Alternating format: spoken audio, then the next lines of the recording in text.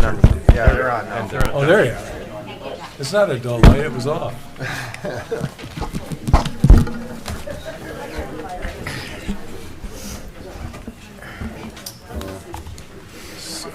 Deb, it's 7 o'clock. Can I proceed? Yep, good to go. I'll call the meeting to order. Stand, please, for the Pledge of Allegiance.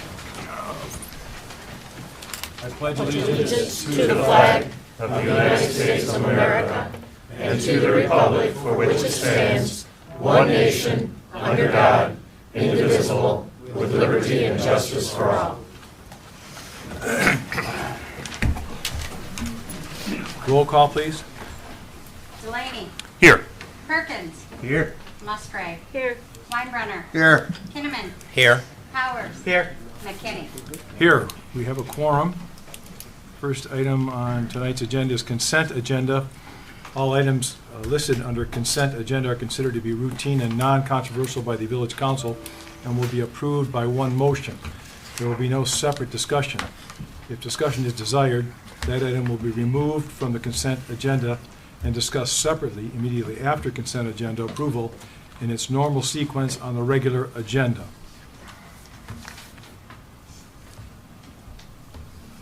I'll make a motion, we approve the agenda as presented. Second. Motion and support. Roll call vote, please.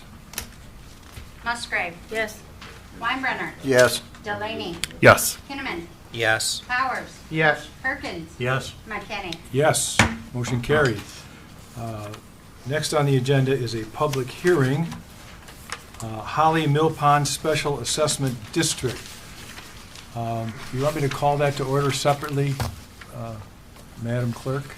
Yes, we need a time that it starts and a time that it ends. Okay, I've got 7:02. I'll call the public hearing to order. Perfect. And do we have introductory topics to be made? I know that Mr. Clark is waiting to speak. This is the public hearing for the Holly Mill Pond. We contract with Aquaweed every year. It is the same price that it's been for the last 5 years. They have not raised their price. They do a good job. Nobody's ever complained. So the public hearing is to approve the assessment roll for the treatment, and it's split up between all of the properties that are along the mill pond. Thank you for those introductory remarks. We have opened the public hearing on the Holly Mill Pond Special Assessment District. Anyone wishing to speak? Mr. Jim Clark. Jim Clark, 314 Hadley Street. I've lived on the mill pond for a long time. About 30 years ago, we had a fish kill on the pond. The weeds were particularly bad on the surface. They sucked the oxygen out of the water, and all the fish died. And that prompted me and a few of my neighbors to get together and look at what we could do to care for this shallow body of water. We looked at a lake board and thought, no, that won't work because we'd relinquish control to the Drain Commission. And we decided to petition the Village Council to set up a special assessment district. We've been doing that for several years, and we've not had a recurrence of the fish kill. The people that live on the pond that have frontage pay by the frontage foot. It costs me $200 to $500 a year to maintain the pond, and I'm happy to pay that. It has been very effective. For the last several years, we've done chemical treatment as opposed to weed harvesting because that's more efficient. And with Aquaweed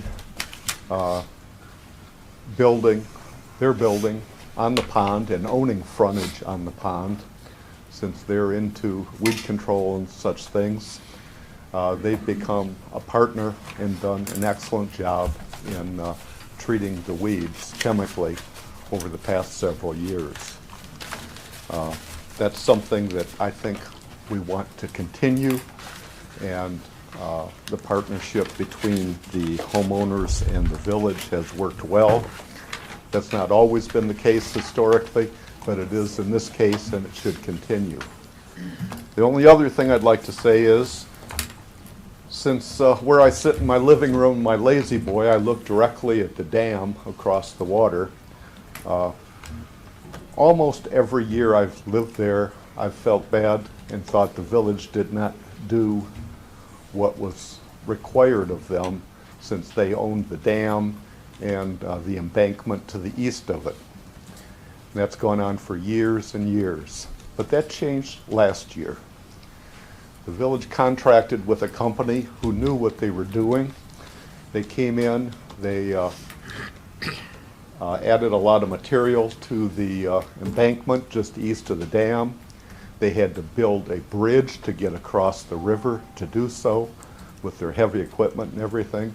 And when all was said and done, there was almost no trace they'd even been there, other than the embankment was done properly and should be in good order for many years.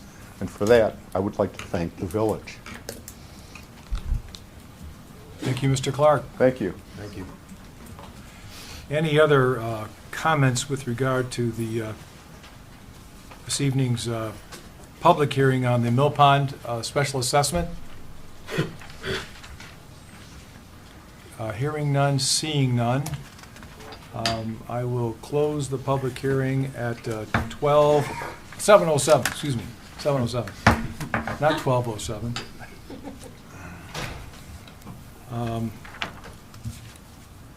Next on our agenda,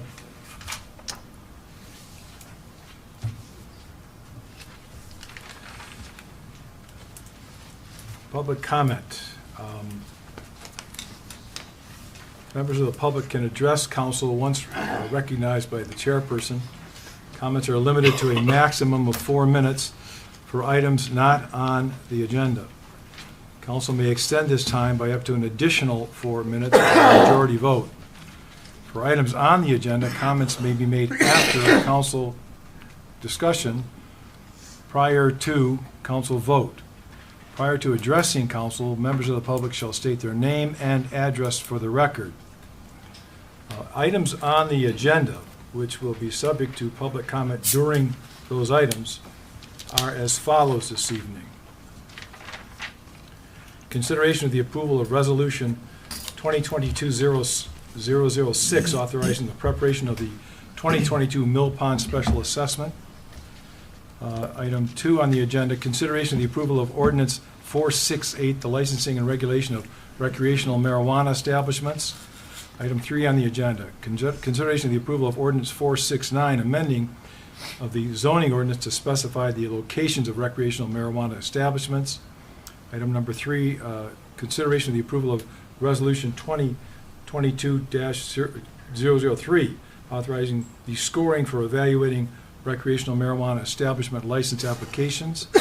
Item 5 on tonight's agenda, consideration of the approval of Resolution 2022-004, authorizing fees associated with the recreational marijuana establishments. Item number 6 on the agenda, consideration of the approval of Resolution 2022-005, approving a community benefit list associated with recreational marijuana establishments. Item 7 on the agenda, consideration of council action request to approve the installation of the K1 system and authorize a 3-year support contract. Item number 8 on tonight's agenda, consideration of the council action request to purchase a new snow pusher. Item 9, consideration of the approval of Resolution 2022-007, authorizing the submission of the question of a police, fire, public safety operations special assessment for the 2022 general election ballot. And item 10, consideration of the council action request to schedule a presentation by SCI for electric vehicle charging stations in the village. Those are the items on the agenda, which will be open to the public for comment after council consideration. We are now open for public comment for items not on this evening's agenda. Yes, ma'am.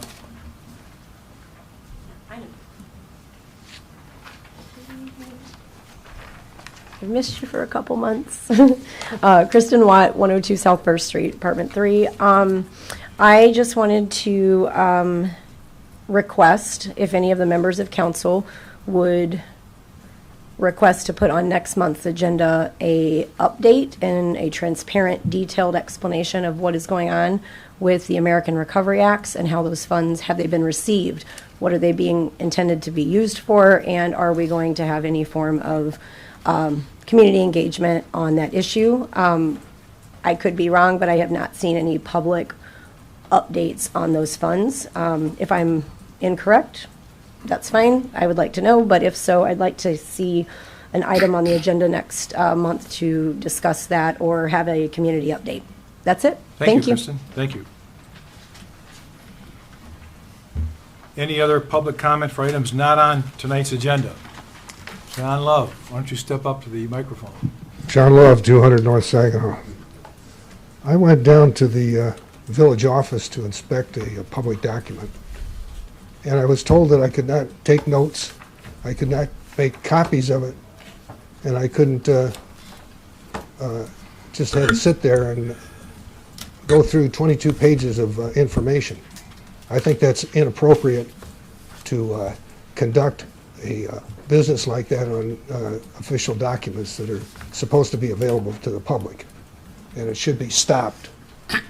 There's no document that is available to the public that you cannot make a copy of or take notes. I had to look at it in the office, and I can't go through 22 pages of writing and understand and retain that kind of information. It's bad enough when you have the document. So that's unacceptable.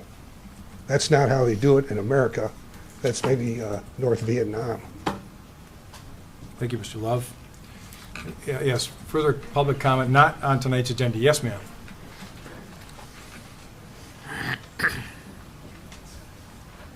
Hello, Joanna Barnes, 3393 Harrington Drive. My comment concerns the American Recovery Act as well, but specifically what we're doing with space for meetings as we bring forward these resolutions for the medical marijuana. I suspect that there's going to be more community engagement. I recently just lost a family member to COVID, and coming into a space like this is really disconcerting because it's so small. And I would like to know what we're doing to try, and there's no way for me to access it online. There's no Zoom meeting. I can't engage online. I have to come into this kind of setting, and I have to be in an enclosed space with other people. There's no mask requirement. And so I'd like to know what we're going to do to try and make council meetings more accessible to people going forward, considering that COVID is obviously going to become endemic in the population, and it's just going to become something that we have to learn to live with. So I think trying to make these meetings more accessible to people is one of the things that are those funds, the American Recovery Act, should maybe be targeted for. And community engagement is definitely something that should be looked at. But as a citizen, I need to be able to have access to my government proceedings, and I need to be able to do that in a safe manner. I have a lung issue myself. This is just not a healthy, safe place for me to be. So I would really like the council to consider all citizens in the community who might be dealing with these kind of stressors. That's all. Thank you very much for your time. Thank you, Ms. Barnes.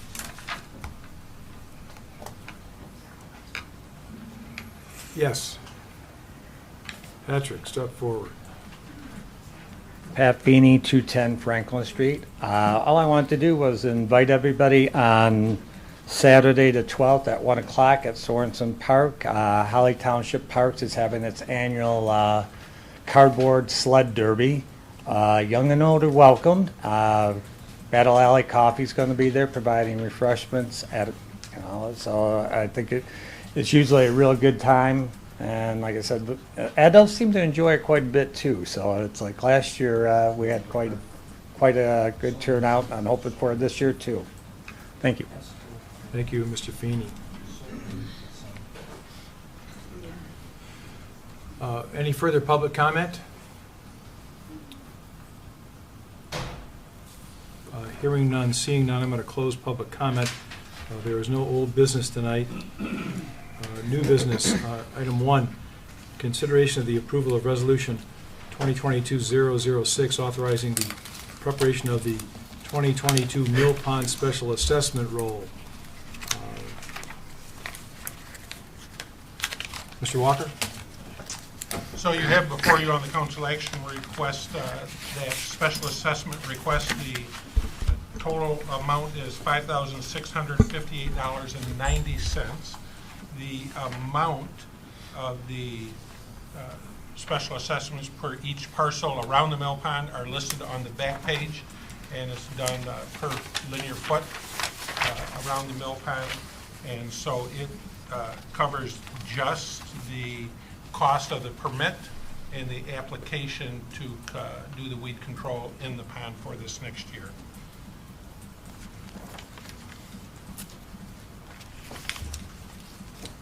And so we would ask for your approval on resolution 2022-006. Council, you have the request of the staff. You also have the information alluded to by Mr. Walker in front of you. So what's the pleasure of council? I'll make the motion. No, go ahead, Deb. I'll make the motion that we approve Resolution 2022-006. I'll second. Any further discussion, comments, or questions? Hearing none, motion by Musgrave, support by Perkins. Roll call vote, please. Delaney. Yes. Kinnaman. Yes. Powers. Yes. Perkins. Yes. Musgrave. Yes. Weinbrenner. Yes. McKinney. Yes. Motion carried. Item 2 under tonight's agenda. Consideration of the approval of ordinance number 468, the licensing and regulation of recreational marijuana establishments. Mr. Walker? Yes, thank you. So discussion regarding this topic actually took place or began in late spring, early summer of 2021. And at the next couple of council meetings, we subsequently talked about this issue of recreational marijuana and the consideration of licensing within the village. At the August 10th, 2021 meeting, the Village Council authorized a Charter and Ordinance Committee to begin study and review this topic. So members that comprise that Charter and Ordinance Committee, of course, are Mr. Kinnaman, who chaired the committee, along with Mr. Powers and Mr. Delaney. And so those three members held 4 separate meetings to discuss this issue, and also conducted site visits at 2 different grow facilities and 2 different retail facilities. And additionally, Chief Narsh, Chief McGee, Director Clausen, Mr. Watson toured the facilities and also attended each of the Charter and Ordinance Committee meetings regarding this topic. So the Charter and Ordinance Committee meetings were October the 5th, October the 19th, November the 2nd, and November the 30th, all of 2021. And those, this topic was discussed at those meetings. At the conclusion of the meetings, the Charter and Ordinance Committee voted and decided to move this ordinance that they had constructed forward to council for consideration. And so I believe in my council action request, I had stated that it was unanimous vote. Actually, it was not a unanimous vote as far as moving it forward. Not that the dissenting vote had any issue with an ordinance going forward to council. It was more the form of the ordinance, in that there was one area that they thought should be a little different than what was presented. But it was a 2-1 vote, so a majority vote, and so you have this ordinance before you, 468. It's a fairly long ordinance. It's 22 pages long. It's meant to be comprehensive. It has been reviewed numerous times by Village Attorney Gildner, as well as staff. We believe that it's ready for council's full consideration. If after consideration council approves it, we would recommend the following timeline that's on the bottom, which would be March 1st applications for marijuana licensure, March 31st would be the closing date for acceptance of those applications. April 1st through May the 31st, pursuant to state law, the clerk is responsible for doing the initial review of those applications, and if they meet the criteria, forwarding those applications to the village council, who pursuant to this ordinance is the licensing board. And then the village council then would make a determination, and if they were able to complete their deliberation and determination, could issue licenses at the June 21st village council meeting. And so you have the ordinance before you. You've seen it for a little bit of time now. If you would have any questions, certainly staff would be prepared to answer any questions, as well as, of course, 3 of you were on that Charter and Ordinance Committee, and I'm sure that any one of those could answer. Thank you, Mr. Walker. Council members, any questions of the staff or other comments at this time? Were portions of this taken from elsewhere? Correct, yes. We reviewed, I believe, 11 other documents from other communities, and as we did that, we found sections in one that we liked, sections in a different one we liked, sections we said we definitely do not like. We settled on one that we felt was a good bones to work from, which was from Chesaning. And so that became our framework that we then pulled from other parts that we thought were good fits for us, and also some areas that we felt needed to be more Holly than Chesaning. So that was our basic process. Thank you. And what criteria was used to come up with the number for the grow facilities and the safety compliance facility, processing, retail, and secure transport? How did you guys proportionate? Through a lot of discussion, we'll say. Just kind of talking about what we felt would be appropriate levels for our community, what we would consider might be good beginning levels that always can be reviewed by council at a later date. But we probably spent the better of half of one of the meetings just talking about where those numbers would fall for our community and what we thought might be best. Because when you add them all together, it seems like a lot. Right, when you add them together, the number comes to 20. It seems like right. Crap, we're going to be pot hell, But, right. That's why I'm asking what you yeah, used to break that down. As I'm not seeing that probably in this, partly because the 2 areas that you see the most are either retail locations, dispensaries, or the grow facilities. And those 2 areas we have put a fairly low number on. 2 retail locations and 3 grow locations, and those are restricted to certain zones as well, based on our zoning. Retail facilities are primarily in commercial only, not in what we would consider the central business district, which is historic downtown. So other sections of the community that is basically your north or mid to north Saginaw and Grange Hall locations. The grow facilities are limited to industrial properties that are currently zoned. Could that change with future zoning? That could, that would have to come here, I think, to Well, add or change a location or There's a property that I have in mind that you Uh-huh. know that future use is changed, but as it is now, is zoned manufacturing. correct. That's why I'm asking that.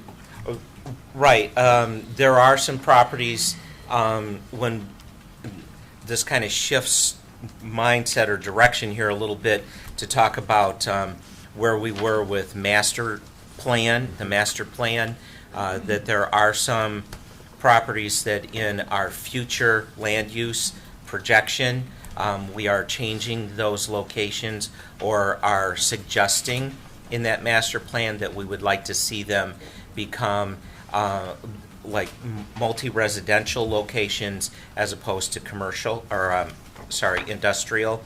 And so I think those might be up for review if those became a selected site. Okay, thank you. I think that's where we would have to be doing some determination on that.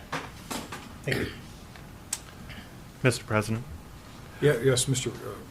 if I may take a moment to explain my dissenting vote on advancing this ordinance to council. I think that on the whole, we have a very good ordinance in front of us, and I thank Mr. Powers and Mr. Kinnaman for their work on that, as well as staff. The reason that I cast that dissenting vote was really mostly due to the limitation of grow facilities to 3.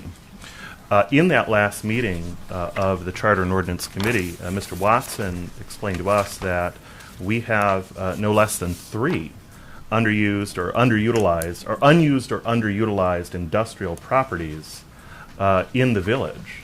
And of course, any grow facility wanting to come into the village would only pour, potentially millions of dollars into developing those properties, and therefore addressing not only blight, but also raising tax revenue from the village and taking off that tax burden from our residents.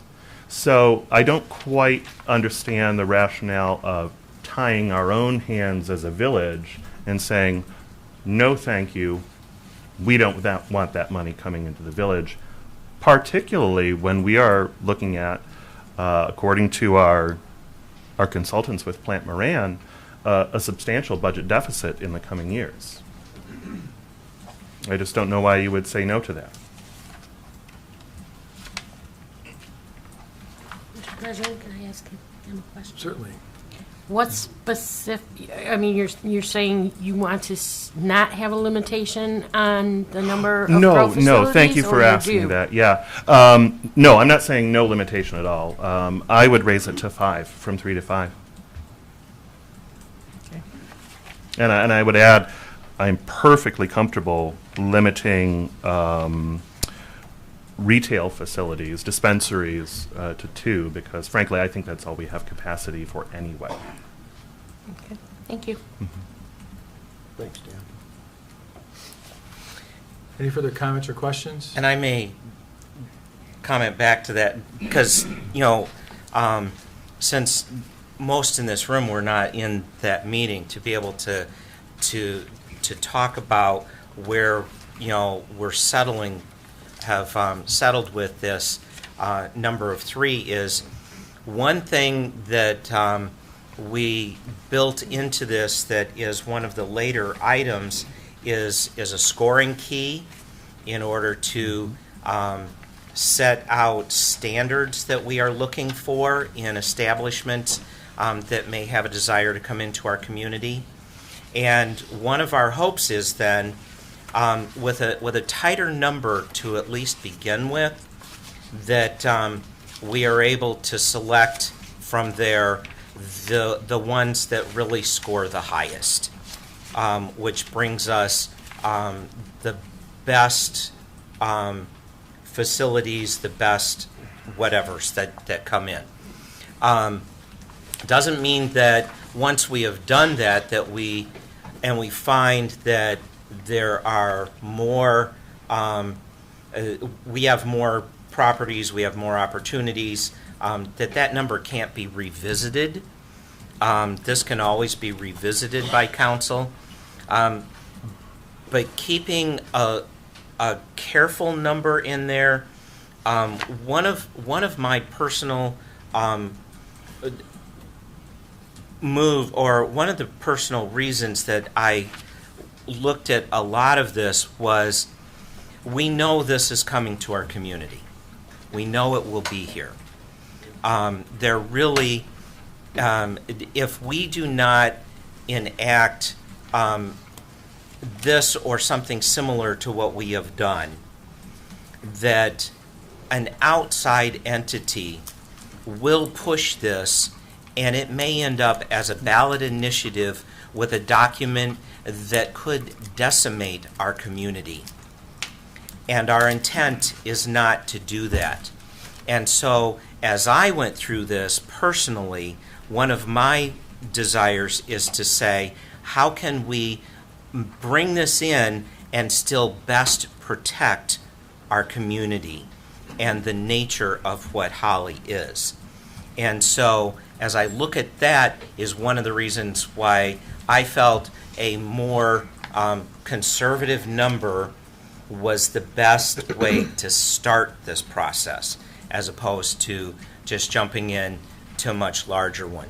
I know we've had individuals that have commented about, even as Mr. Perkins said, the grand total is 20. Well, we start meddling with that, we're already raising that number even higher.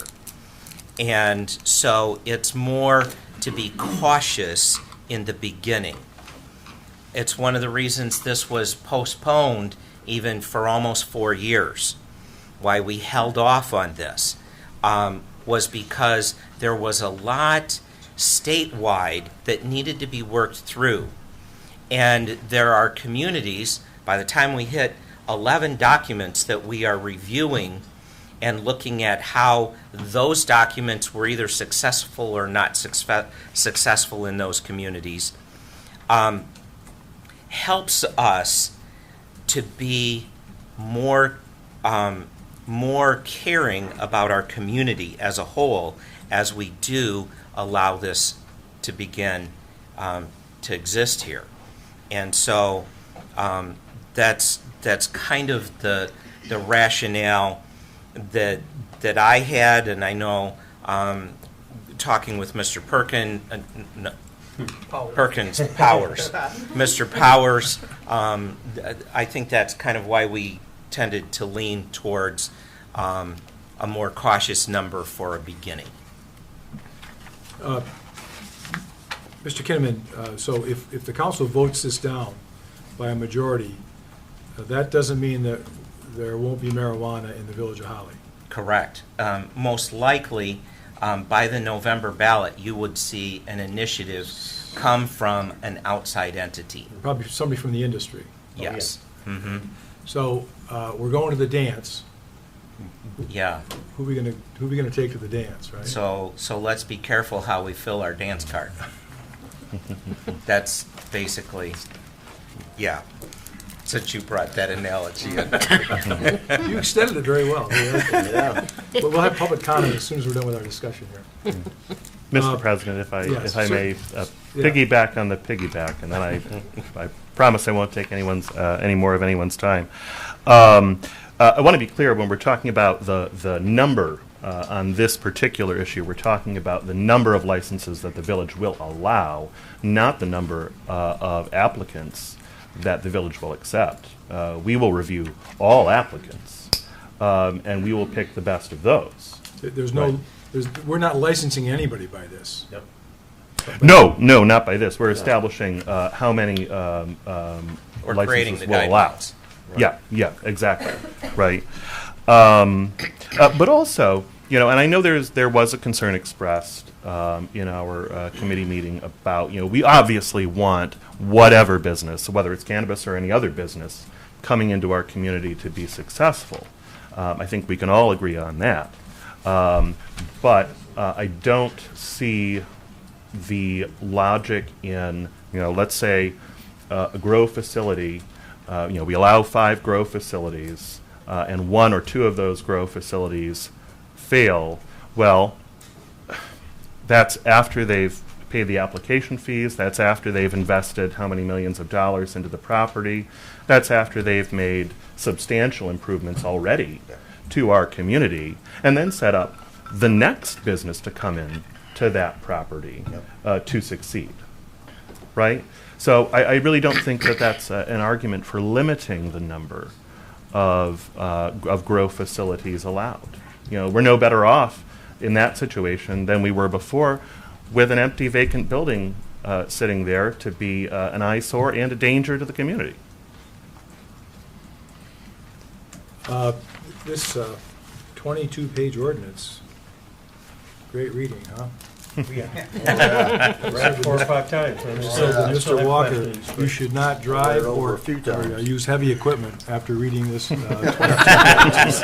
It's a pretty dense material. But I kind of want to go through some of the material that's included in here. Essentially, no facilities are allowed in any residential districts. Correct. There's a list, but the list excludes residential districts. Correct. The distance from schools has to be 500 feet. As well as religious Churches, establishments. that's next on the list. Churches and religious institutions, 500 feet. Possessing, using, consuming, internally processing.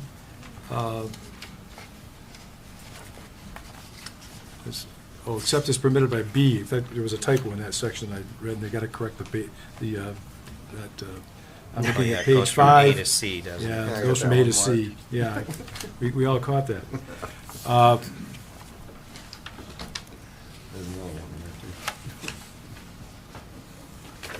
Where does it get to the facilities and their control and regulation? They're highly regulated. Yep, and a lot of that is basically straight from the state code. Which I also read. Glutton for punishment, aren't you? Yeah. Well, there's a long list of regulations for for instance, it can't be up from, what page is Gotta be it? closed by 9 p.m. Operational Right, standards. hours of operation. Hours of operation, and- you closed at 9 o'clock. Mhm. I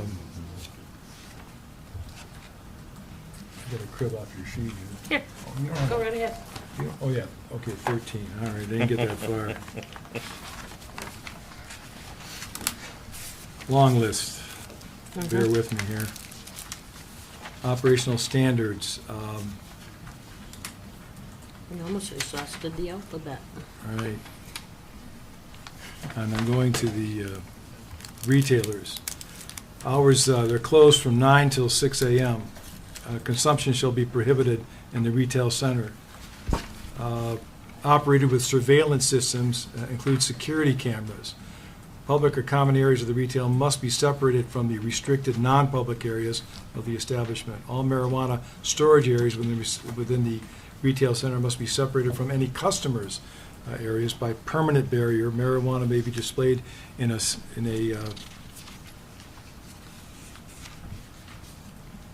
sales room only or sales facility only. Any usable marijuana shall be secured from the public. A drive-through window for the premises shall not be permitted. The retail center shall not allow the sale, consumption, or use of alcohol, tobacco, or products or their products on the premises. A license has to be prominently displayed. There'll be no forgeries permitted for non-licensed facilities. So it's rather comprehensive. No marijuana leaves on the buildings.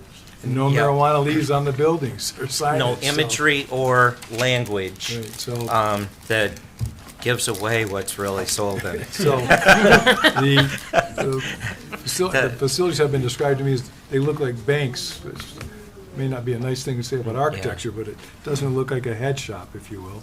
Yeah. So that's what the Planning Commission and the committee put together, because the Planning Commission worked on this also. And that's what we're considering tonight. Any further comments or questions, council? Mr. Kivner covered it for me. So I would say, just for clarification if I can, so the Planning Commission did not actually work on this ordinance. This ordinance was a charter and ordinance. The Planning Commission worked on a companion ordinance, 469, which amends the zoning ordinance. Right. And so that was the Planning Commission. Which is Yep, next that's on a the separate- agenda. That's a separate. Sorry for the confusion. It's here from the Planning Commission. We're not talking about it yet. Sorry about that.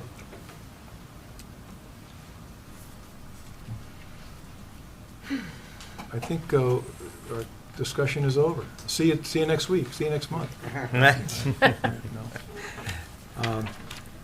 Public comment on the discussion on the matter before the council, which is an ordinance for the licensing and regulation of recreational marijuana establishments. We have our 4-minute rule, which still applies. Anyone want to make a comment? Yes?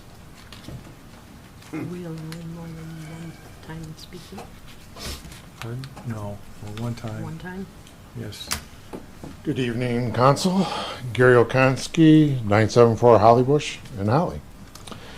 Before you, for your consideration that we're talking about here, I desire to have language change. Looking at page 2 of 22, underneath section 158.03, where you are having a term of door to door. All right?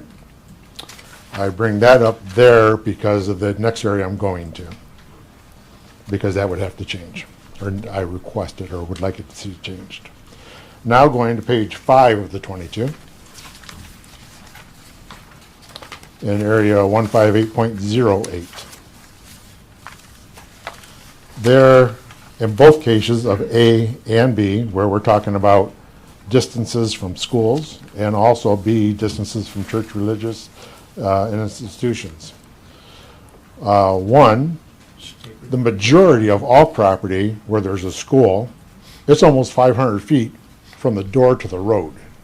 So you're saying a facility can be directly across the street by this distance. Also, I would prefer that distance and language to be 500 feet from nearest property line to nearest property line of any restricted item. Also, not knowing where it would go, either the distance from the schools and or B, the churches and things. What was neglected to be in there is anything to do with licensed daycare facilities. I feel those should be a restricted area also. So I would like to see language changed to include any licensed and or registered daycare facilities. Thank you for your time. Thank you, Mr. Okonski. Is this language from the state statute? This distance language? No, the distance language was taken from several different ordinances that we looked. I mean, they do have 500 feet and many do have 1,000 feet. Mr. President, could I ask, would licensed daycare facilities be included in a legal definition of a school? No. Okay. And I think when we reviewed these, I think that daycare facilities might have come up, I think, and as we looked through virtually all of the other documents, none of them considered daycare facilities. On measuring the distance, I noted what Mr. Okonski raised, that it's 500 feet. Licensed establishments through the Michigan Liquor Control Commission are also regulated. They can't be near churches either. But the measurement is not 500 feet, just a raw measurement. It's peculiar. You go out the front door of the establishment to the middle of the road, down the middle of the road, you're measuring your feet, everything I've described you're measuring. You're down the middle of the road till you're in front of the school establishment or church establishment, and then you measure to the front of that door. So it's not as the crow flies by any means. It's a rather deliberate measurement that... I believe that's the way they've worded it, is door to door. But Are you using that same methodology? Yeah, Sort of. is that what we're construing door-to-door means? well, door-to-door under the Liquor Control Commission used to mean you went out to the center of the road, you counted out to the center of the road as part of the measurement. Yeah. Yeah. So, And I don't think we have clarified that in what we have. It's a little vague. As an example, where I was talking about from this facility, which used to be a school, it's more than 500 feet to get to the road.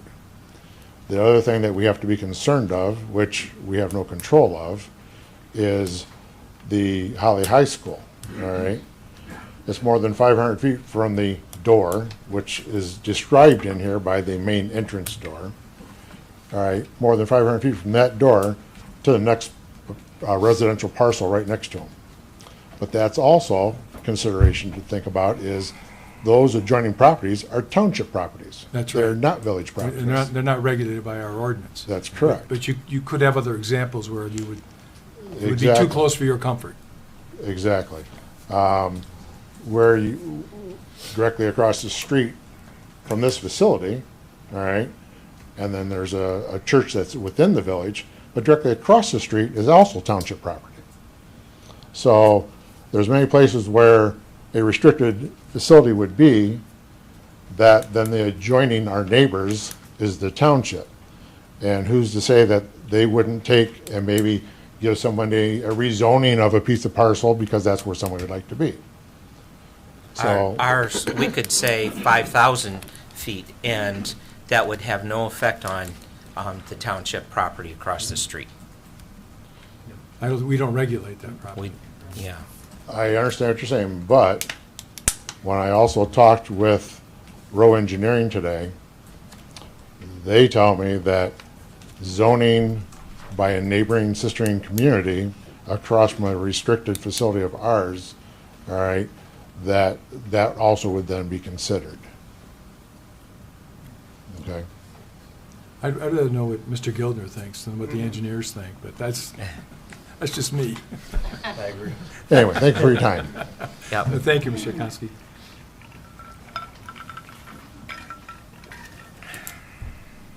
Oh, yes. Chris. Welcome back.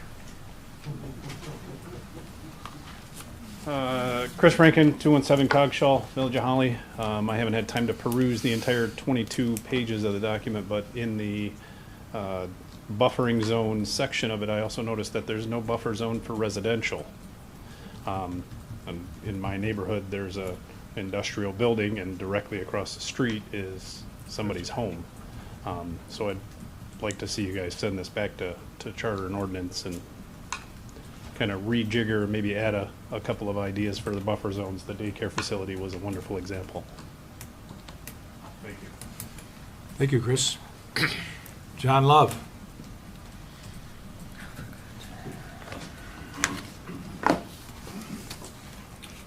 John Love, 200 North Saginaw. First off, this zoning deal includes my house for a facility. So that's in the neighborhood. I own another house in the neighborhood. That's included in this authorization. That's unacceptable.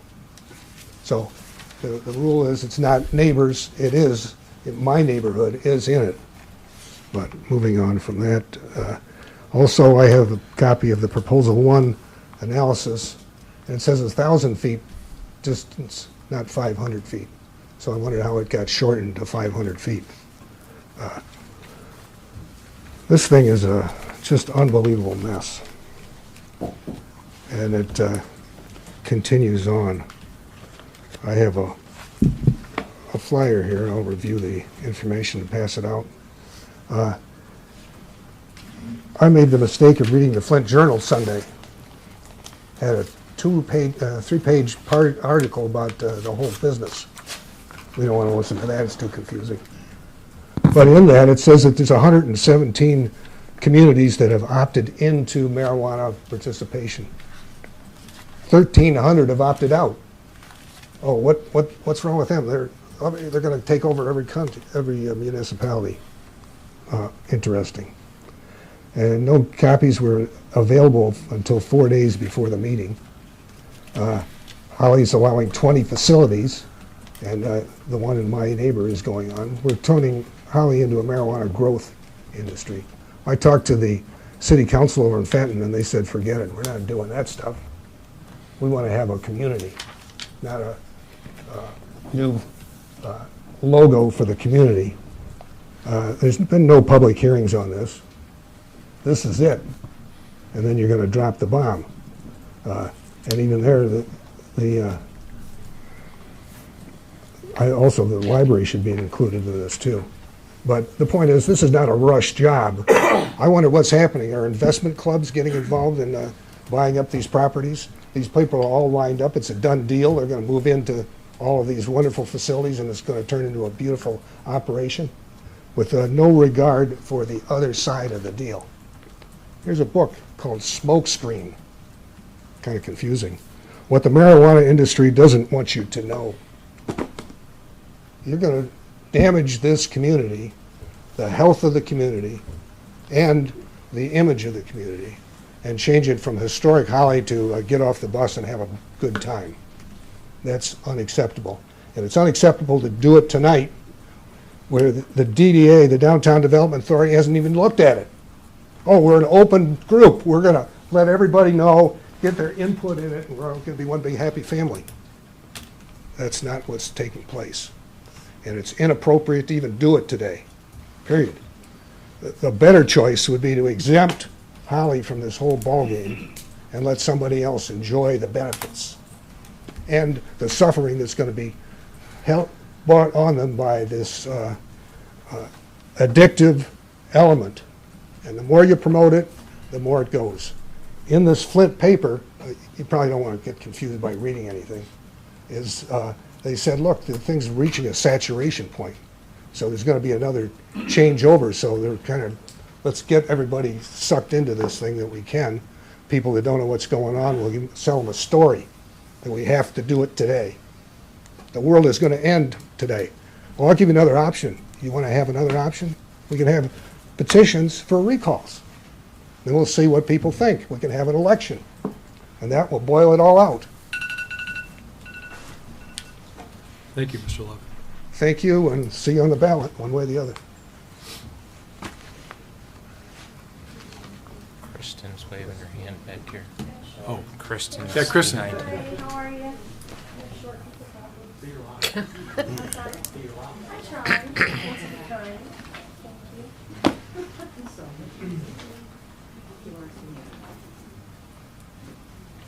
We meet again. Hello. Kristen Watt, 102 South First Street, Apartment 3. I have a lot of feelings about all this. I did attend the second Charter and Ordinance Committee meeting to give input on the actual ordinance, and I appreciate you allowing the public the opportunity to do that because that's not typical procedure. I kind of thought I knew what I wanted to say on this tonight, but I think I'd like to change it. If you don't know me, I'd love to know you, and if you do know me, you know that I love this town. I work my butt off to work with people, whether I agree with you or not.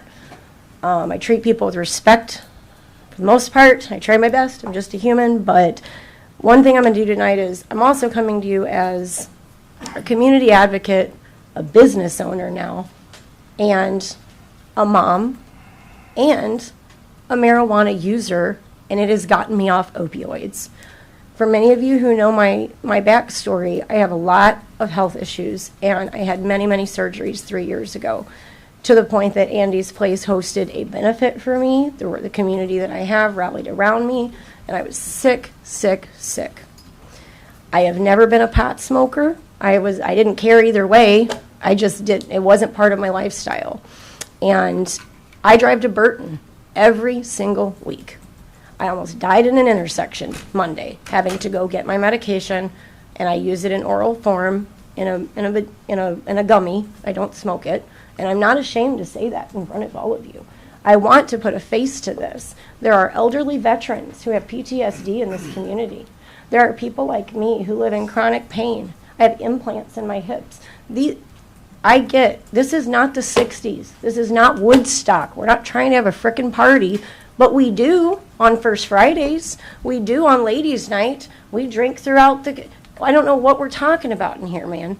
Like, look, people smoke pot. It is a thing. Recreational, medical, whatever it is you want to call it. It doesn't matter. It's happening.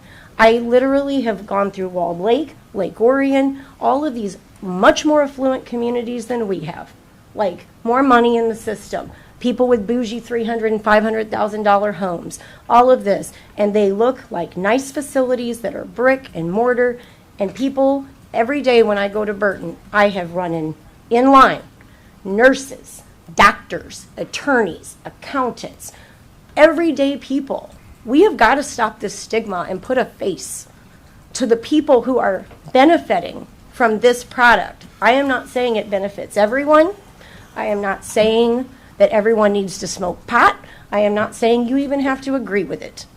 But we have got to stop acting like the whole damn town is going to fall apart because I can drive 2 miles instead of trying to slide through snow on Monday in an intersection to get medication so I can function and be the productive member of society that I am in this town. 2 years ago, I couldn't barely walk. And now I'm running a business working 70 hours a week and giving back to my community. So I don't believe that everyone in here needs to agree on anything. But I do think that placement and historical preservation and being respectful of our history is all important. Ordinances are important. But I'm so frustrated with, I know every one of you, and most of you don't even agree with this, but I am so proud because I was at the meeting when this came up 4 years ago, and Mr. Rankin was one of the few people who stood up and said, hey, like advocating for people like me who would like to have seen it come to the community earlier, but I will admit when I'm wrong. I'm glad we waited. I'm glad y'all did the diligence and y'all toured facilities, and I've watched you in the coffee shops studying things you don't even really personally agree with, but we didn't elect you to agree to your personal views. We elected you to do what's best for the community. And while that might be a disagreement on what's best, blighted buildings, tax revenues, we have no money for our parks. I know because I clean them and help other people who've been cleaning them forever.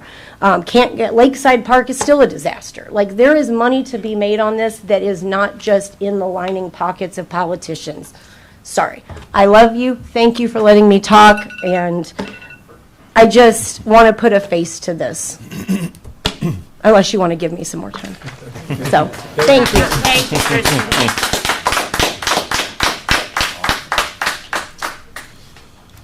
Jacob back in the back. Pardon? Jacob back in the back. Yes.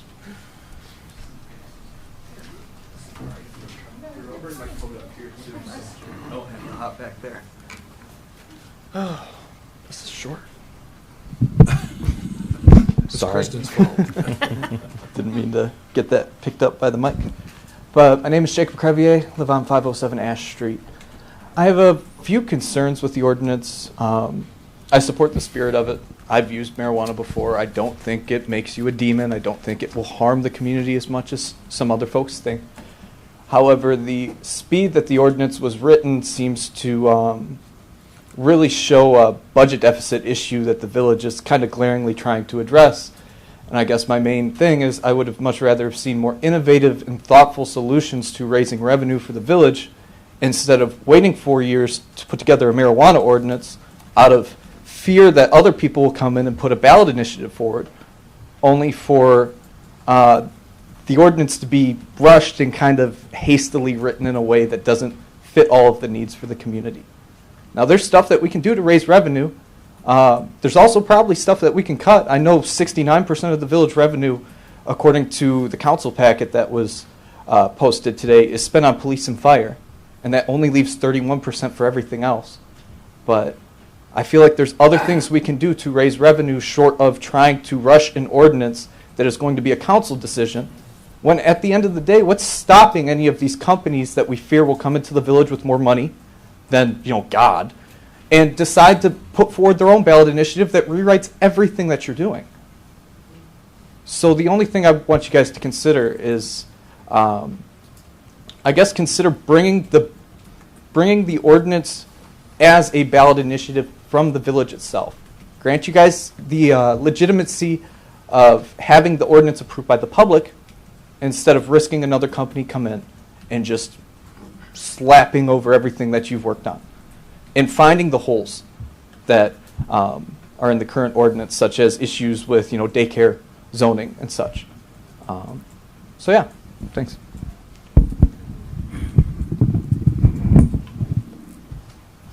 Thank you. Yes, ma'am.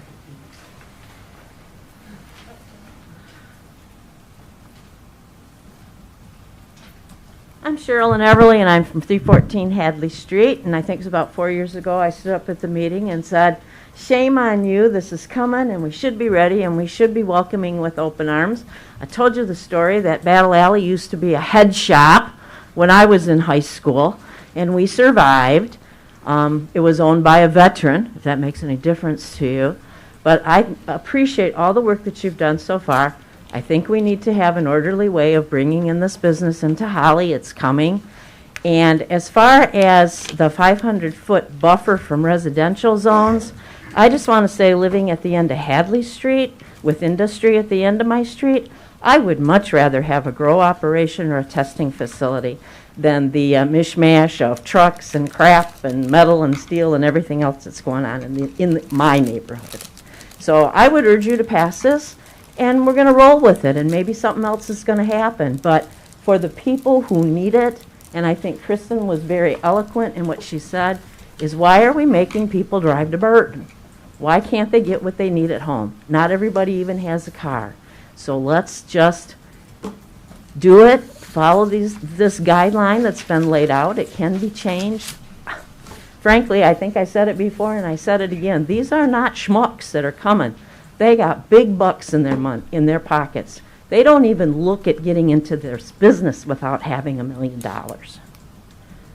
So please pass it. Thank you, Cheryl Lynn. Mr. Feeney?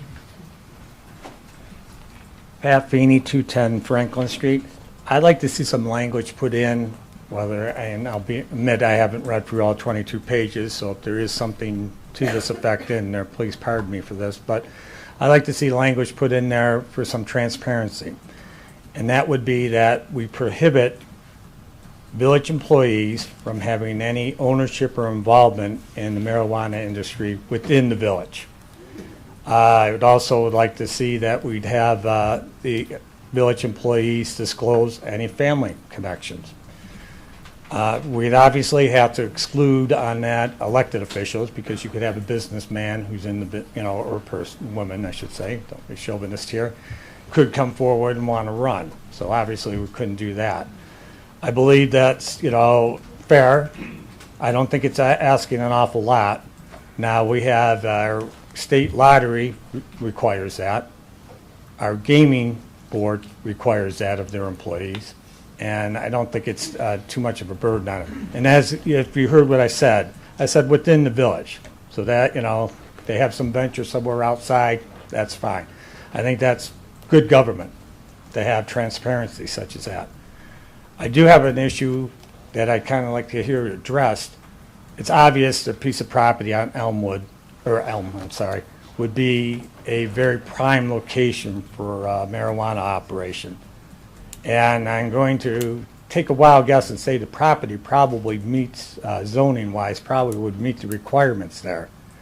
If I'm wrong, please correct me on this, but that's awfully close to a piece of, to a neighborhood. And my question is, how do you stop that? Because if someone comes in and meets all the other requirements, A through Z, and they sit there and say, you can't deny me the properties like that, but yet you're close to residential. And that I'm just kind of curious about. And do we have other sections that have that issue too? Because that needs to be addressed. Because, and that's the other thing too, if going forward, when you're licensing, you need to let the affected area know. So in this case, anybody that's that close to Elm, and Mr. Perkins, would be notified. We have, I know you say, well, they can see it at a public hearing and all that, public announcements and that. No, this is a case where you could mail out a notice to them and saying, this is what's going on. This has been something in the past that I've brought up. So I'd like to hopefully consider that. Thank you. Thank you. Further public comments on item 2? Yes. Sue, right? I recognize you with your mask on. Sorry, thank you. Yes, my name is Susan Papel. I'm at 12021 North Holly Road, Holly, Michigan. And I am the director of the Holly Area Community Coalition. And whatever your stance is on or belief in marijuana, that's not what I'm here for. I work for the youth of our community. Our coalition has been in the community for 22 years, and we've served the community. The Holly Area School District is our area, and our mission is working in partnership with the community to empower youth to make positive life choices, thereby preventing and reducing the use of alcohol, tobacco, and other drugs. It's very concerning to the coalition that the village is considering adopting an ordinance that would allow recreational marijuana establishments within the village. With that being said, today I would urge you to consider the impact that adopting this ordinance would have on our community, and I really like a lot of the different things that people have been saying in regards to the limits, some of the limits.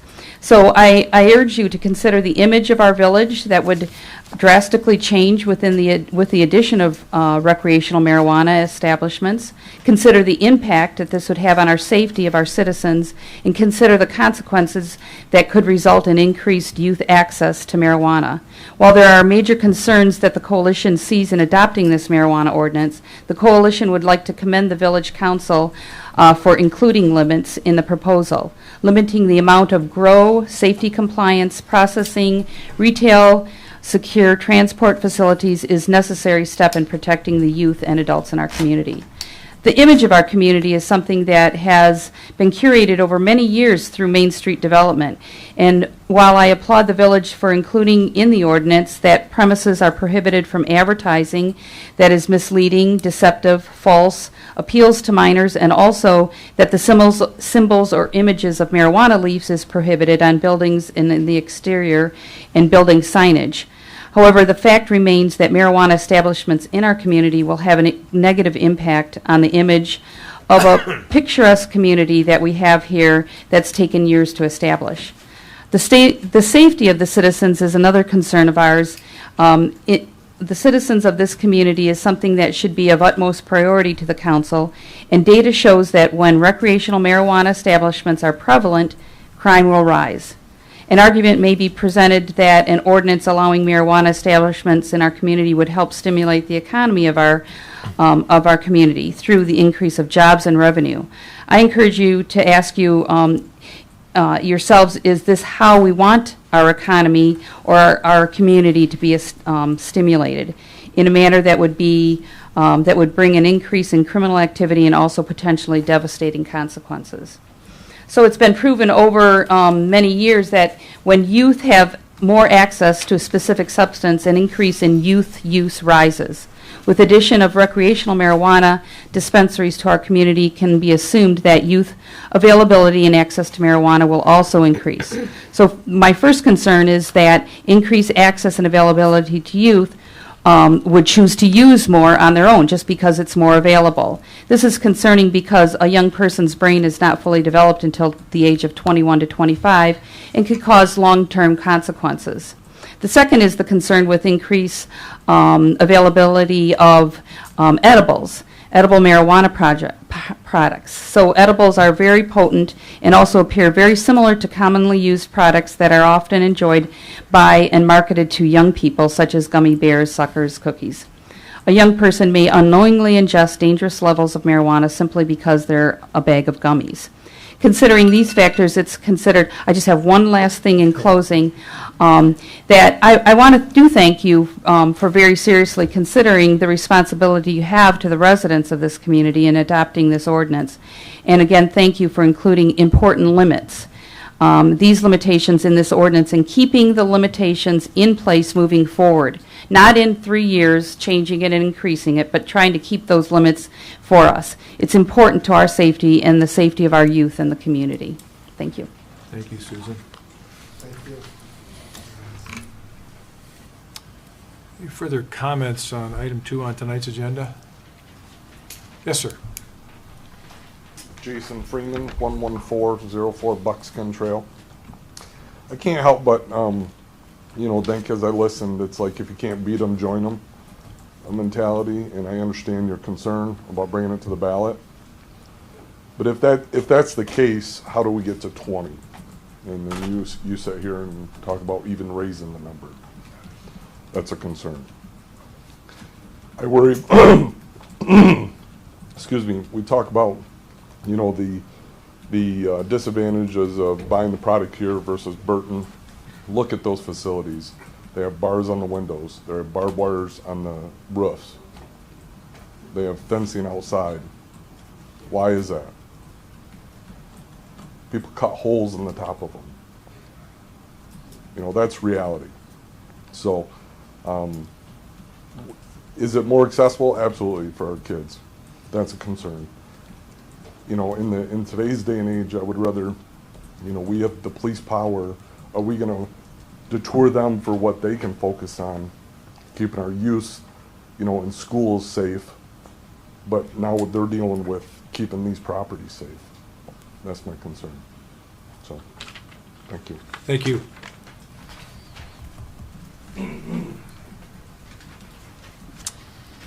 Yes, sir.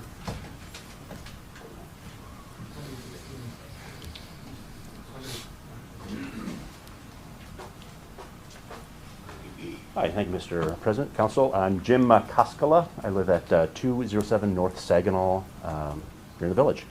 So there was a speaker earlier that mentioned, we should hold off. There's probably not going to be someone that comes in and puts it on the ballot. But I believe that's exactly what happened in Lake Orion. There was a delay. They were working on it, is my understanding. They waited, and then someone came in with all these millions of dollars we've been hearing about, and they got a very small percentage of voters that wanted it on the ballot, got on the ballot, and passed. So, my understanding then when that happens, the lobbyists, whoever they are, will write the bill. So yes, that could happen. We could pass this, and they could bring all their money back in and change whatever you do, but anything could happen, I guess. So that would be my concern here is there's no action taken, and then however many votes are necessary, and I think it's like 100 and something, to get a ballot initiative for Holly. Doesn't sound like it takes too much effort to have that happen. So, thank you. Thank you. Further comments on item 2 on tonight's agenda? Mr. President, if I may, could I ask Mr. Gildner a question? Certainly. Mr. Gildner. Yes, sir. If we were to pass this ordinance, could this be overridden by a ballot initiative? Yes. So the statute says that the ballot petition can be, whatever action you take. If you were to outlaw it, there could be a petition. If you were to allow it, there can be a petition. So the statute specifically permits it. So do we have is there any protection? I mean, is there any measures that we can take, or is it the Wild West?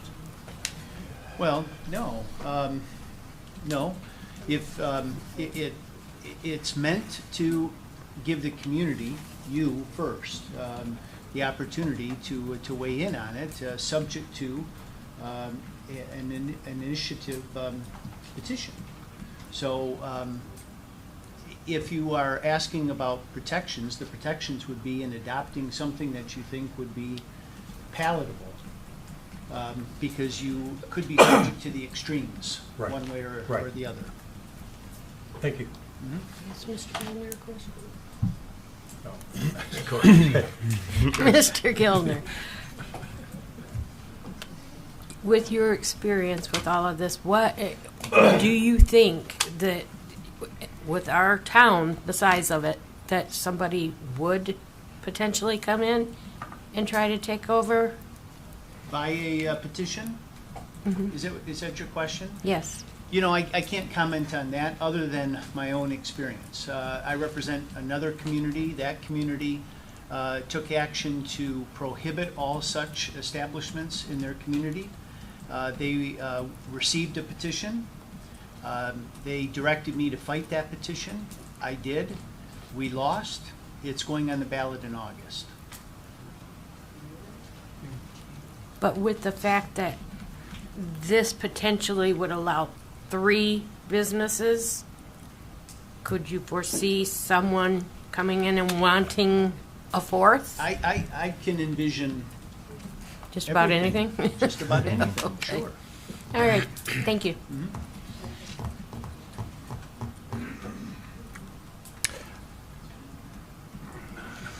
Mr. President, could I ask Mr. Gilner a question? Let me rephrase, no. Mr. Gilner, you want to take a break? Go ahead, Ryan. I know this is a little bit speculation, but what would you say is the relative likelihood if we pass our own ordinance, with our own rules, that a marijuana business would want to come in and put an alternative ordinance on the ballot for a vote, with the idea that they would get something better than we would give them? Really, I think there's a ton of possibilities.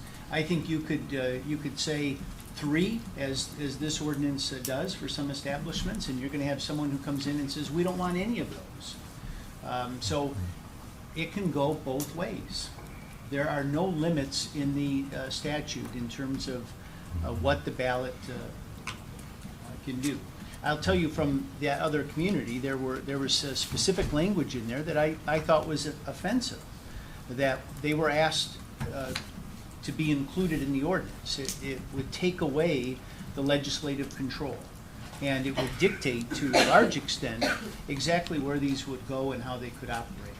And that was, one of the things that I pointed out in the litigation is that, this ordinance, if it's adopted, takes away much of that legislative control. And again, the court heard me and said, that's what the statute allows. And then the only question was, do you want it in May, or do you want it in August, or do you want it in November? Would you maybe say, though, that the odds of something else coming diminishes because we have something in place? I would think, yes. I would think to the extent you have something which has some controls and some restrictions, but is permissive in other respects, diminishes your chances. Just like anything else, right? Right. You can have the 2 extremes, but when you meet somewhere in the middle, that tends to diminish the likelihood. And I think that's what we were going for. Right, again. Yeah.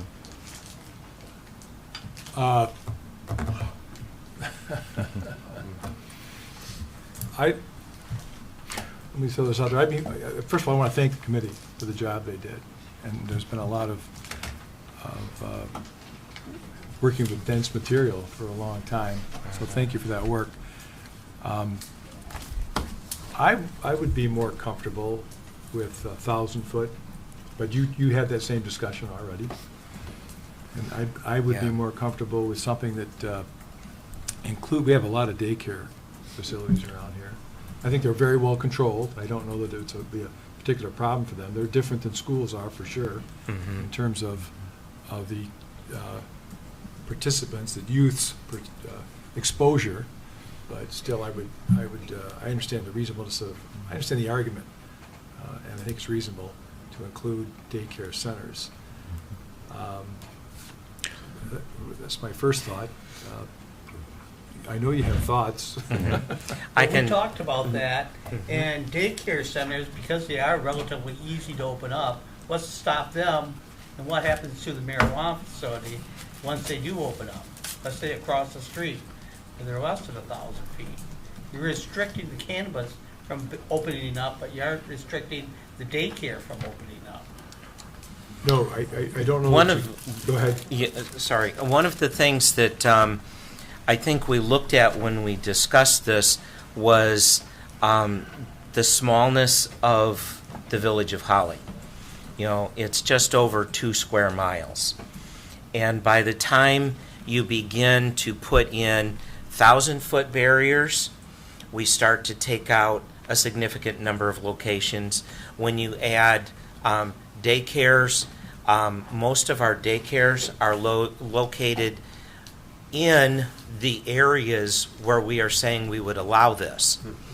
And also, we reviewed the residential buffer scenario and kind of came up with the same struggle and began to feel we were creating a document that says, yes, we are going to allow these to exist, but then we would restrict ourselves so much that they couldn't exist. And in reality, what you then create is a great litigation opportunity, you know, that we've said yes, but we've really written it so that it's a no. And that becomes our struggle. And so I think that's why we settled with the 500. I would not be opposed to changing it to property lines as opposed to door-to-doors. But I think as we looked at the community, 500 feet was a doable distance. And the other items actually made us too restrictive, is what I think we dealt with. There's a church which is protected by the Liquor Control Commission regulation, and there are 2 licensed establishments clearly within that. And the church just waived its rights.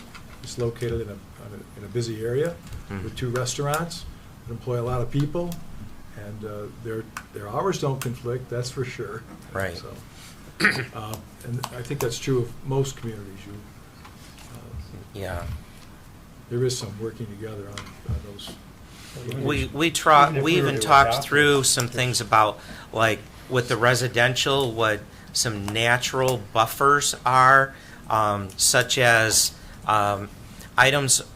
properties on Saginaw that across the railroad tracks become residential. Then we start putting in language and stuff that becomes cumbersome, overly cumbersome, is what we've found with it. We know that there is what we try and find is a happy medium, I think, in a lot of what we looked at, to go what will work in our community, and I think that's where we came away from. It doesn't mean that we didn't look at those scenarios that you're bringing up. We did look at them, and felt this was more where we needed to rest. Thank you, Mr. Kinnaman. Mr. Burkett, you had a comment? Yeah, I was just thinking that if we were to adopt this as accepted as written, it's going to be a learning and growing process that, you know, we're probably going to have to revisit, you know, as time goes on. I agree. So I don't think that we can chisel the whole thing out of stone right now, because we don't know. Yeah, I come to the same place, I think, just based upon working with a lot of committees in decision-making. The committee refers it to the board, the committee refers it to the council, and I always give a lot of deference to the committee because they've studied it a lot, and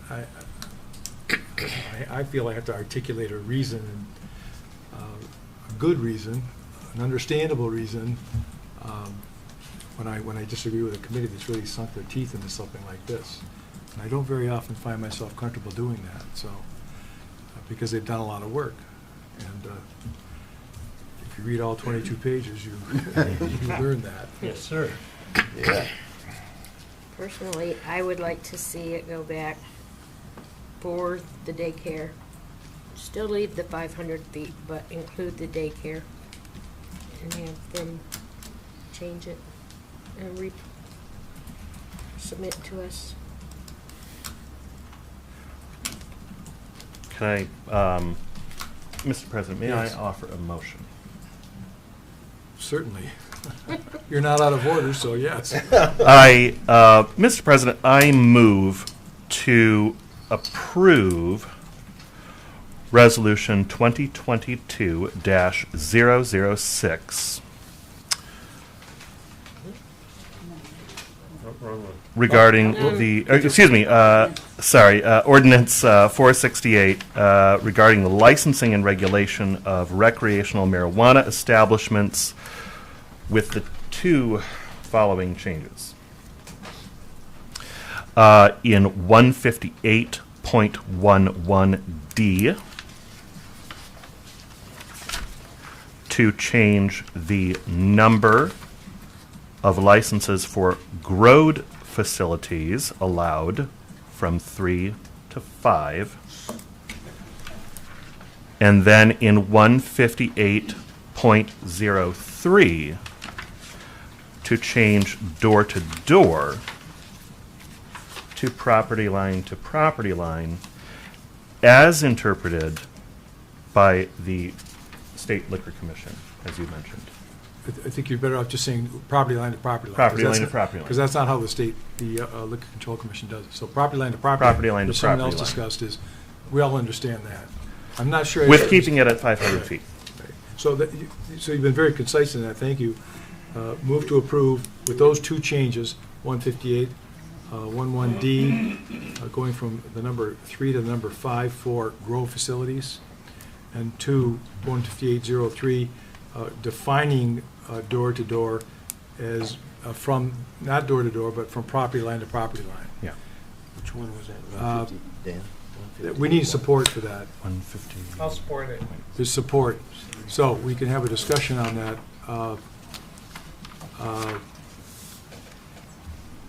From the staff and from Mr. Gildner, is that something that you're comfortable with? From a legal perspective, I am, yeah. That's what I asked, thank you.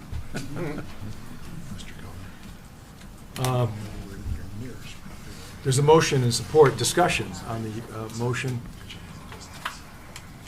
What was the other one, Dan? 158.08?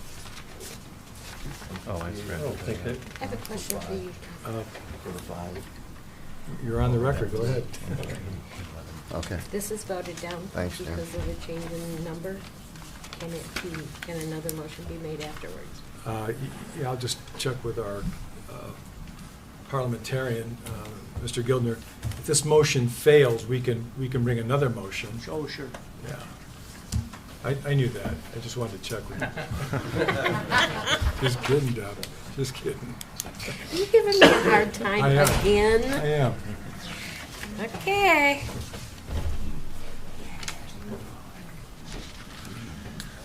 Any further comments or questions, council members?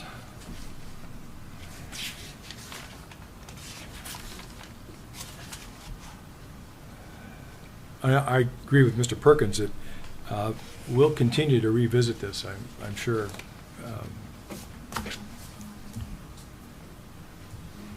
If it fails, we'll continue to revisit it, I'm sure.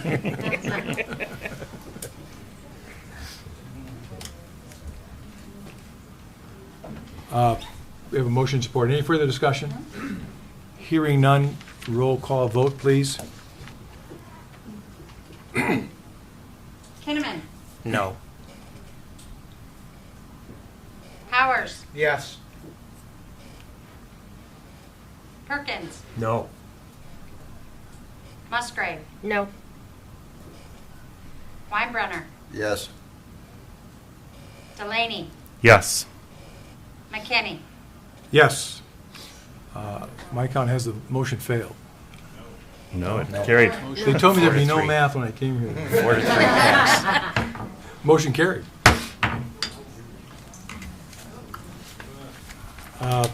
Next item on the agenda. Mr. President, might I beg for a short recess?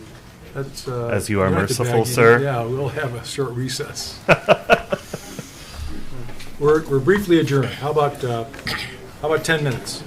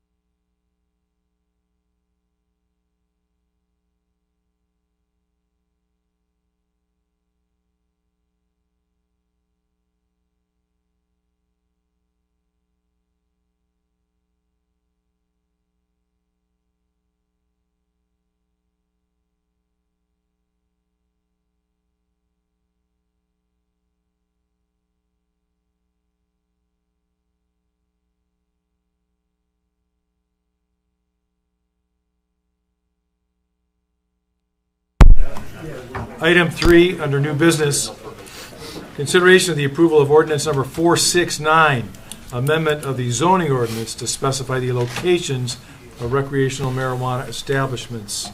Mr. Walker? Yes, thank you, Mr. President. So upon approval of ordinance 468, it then requires text amendment to the current zoning ordinance to specify which licenses belong in which districts. And so on January the 26th, 2022, the Planning Commission conducted a public hearing to receive comment from the public regarding proposed text amendments to the zoning ordinance specifying those districts. And then at the conclusion of the public hearing, the commission then entered into its regularly scheduled meeting. One of the agenda items in the regular meeting was proposed ordinance 469. So ordinance 469 actually contains the text amendments that were recommended to be made. Now, the Planning Commission, they did complete their function. They approved an ordinance to forward to council to recommend adoption, and that ordinance really meets the specifications in ordinance 468 with the exception of two areas.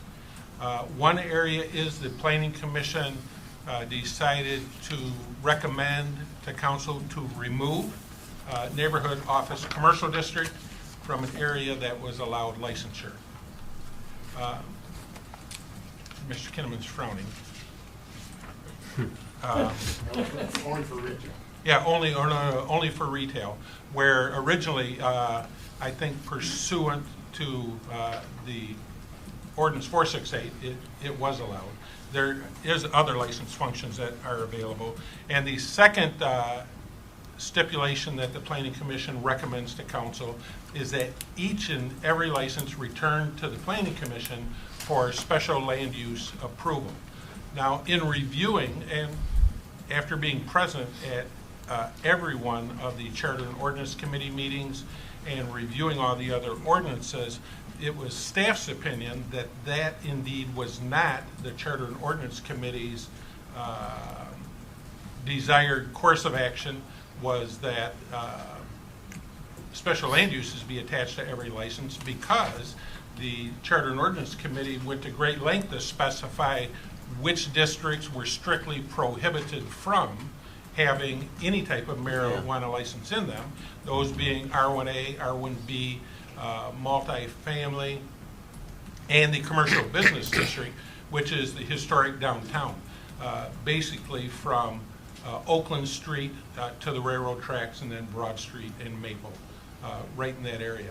And so the Charter and Ordinance Committee was very specific about prohibitions for any licensure in those areas. And so because of that, I have included as option 1 the exact recommendation of the Planning Commission, which includes those two, NOC exclusion for retail, and also the special land use for all licenses.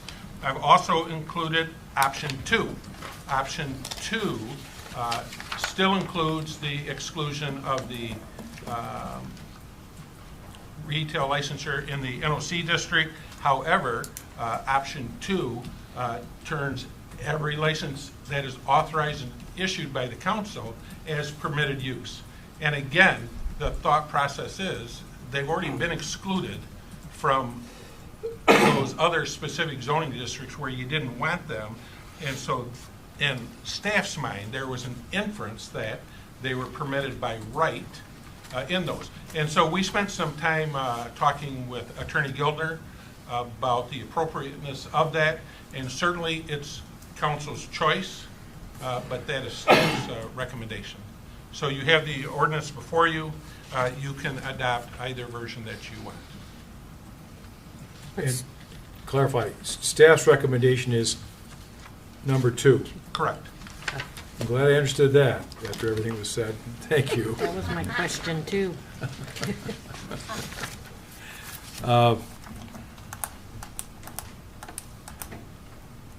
the issue for council is the recommended amendment for the zoning ordinance, which has come to us from the planning commission.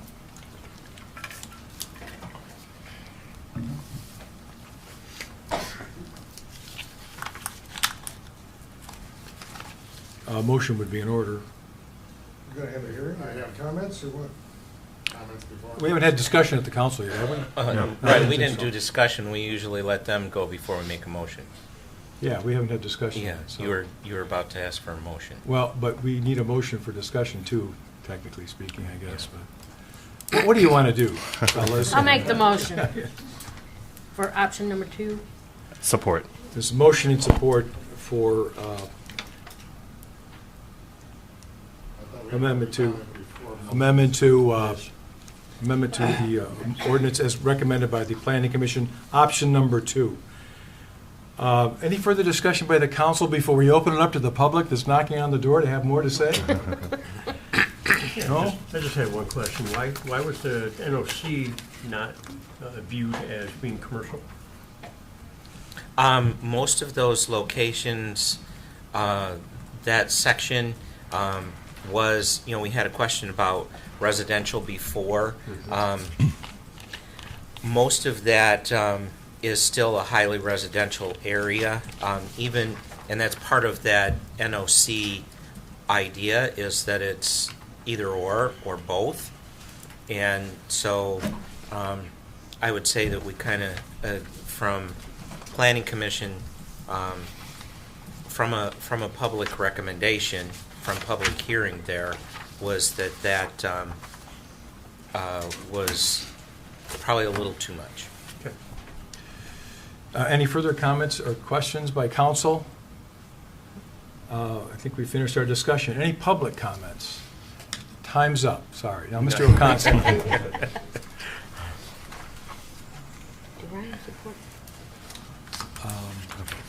Yes. Again, Gary Okonski, 974 Holly Bush, Holly, Michigan. Just two things in this regard, all right? One, I'm not sure if it's a issue or not, but since that was done by staff and our public hearing was based on the information given to the public with special land use, all right, does that then require another public hearing because of changes being done to it from what was presented? All right. And then one other comment is Mr. Walker talked about the commercial business district as far as change, or that would be restricted. Well, it's actually the central business district. So. Thank you. Thanks. Thank you, Gary. And I'm going to ask Mr. Walker, he's right about the central business district? He is. Okay. Yes. And Mr. Gildner, does this require a rehearing, another public No, hearing? I don't believe so. Okay. Okay, thank you, Mr. Okonski. Thank you, Mr. Gildner. Thank you, Mr. Walker. John Love.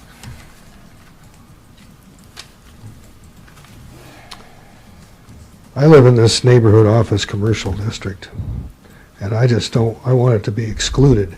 I don't think you should live in fear that they're going to come in and challenge that provision with an initiative.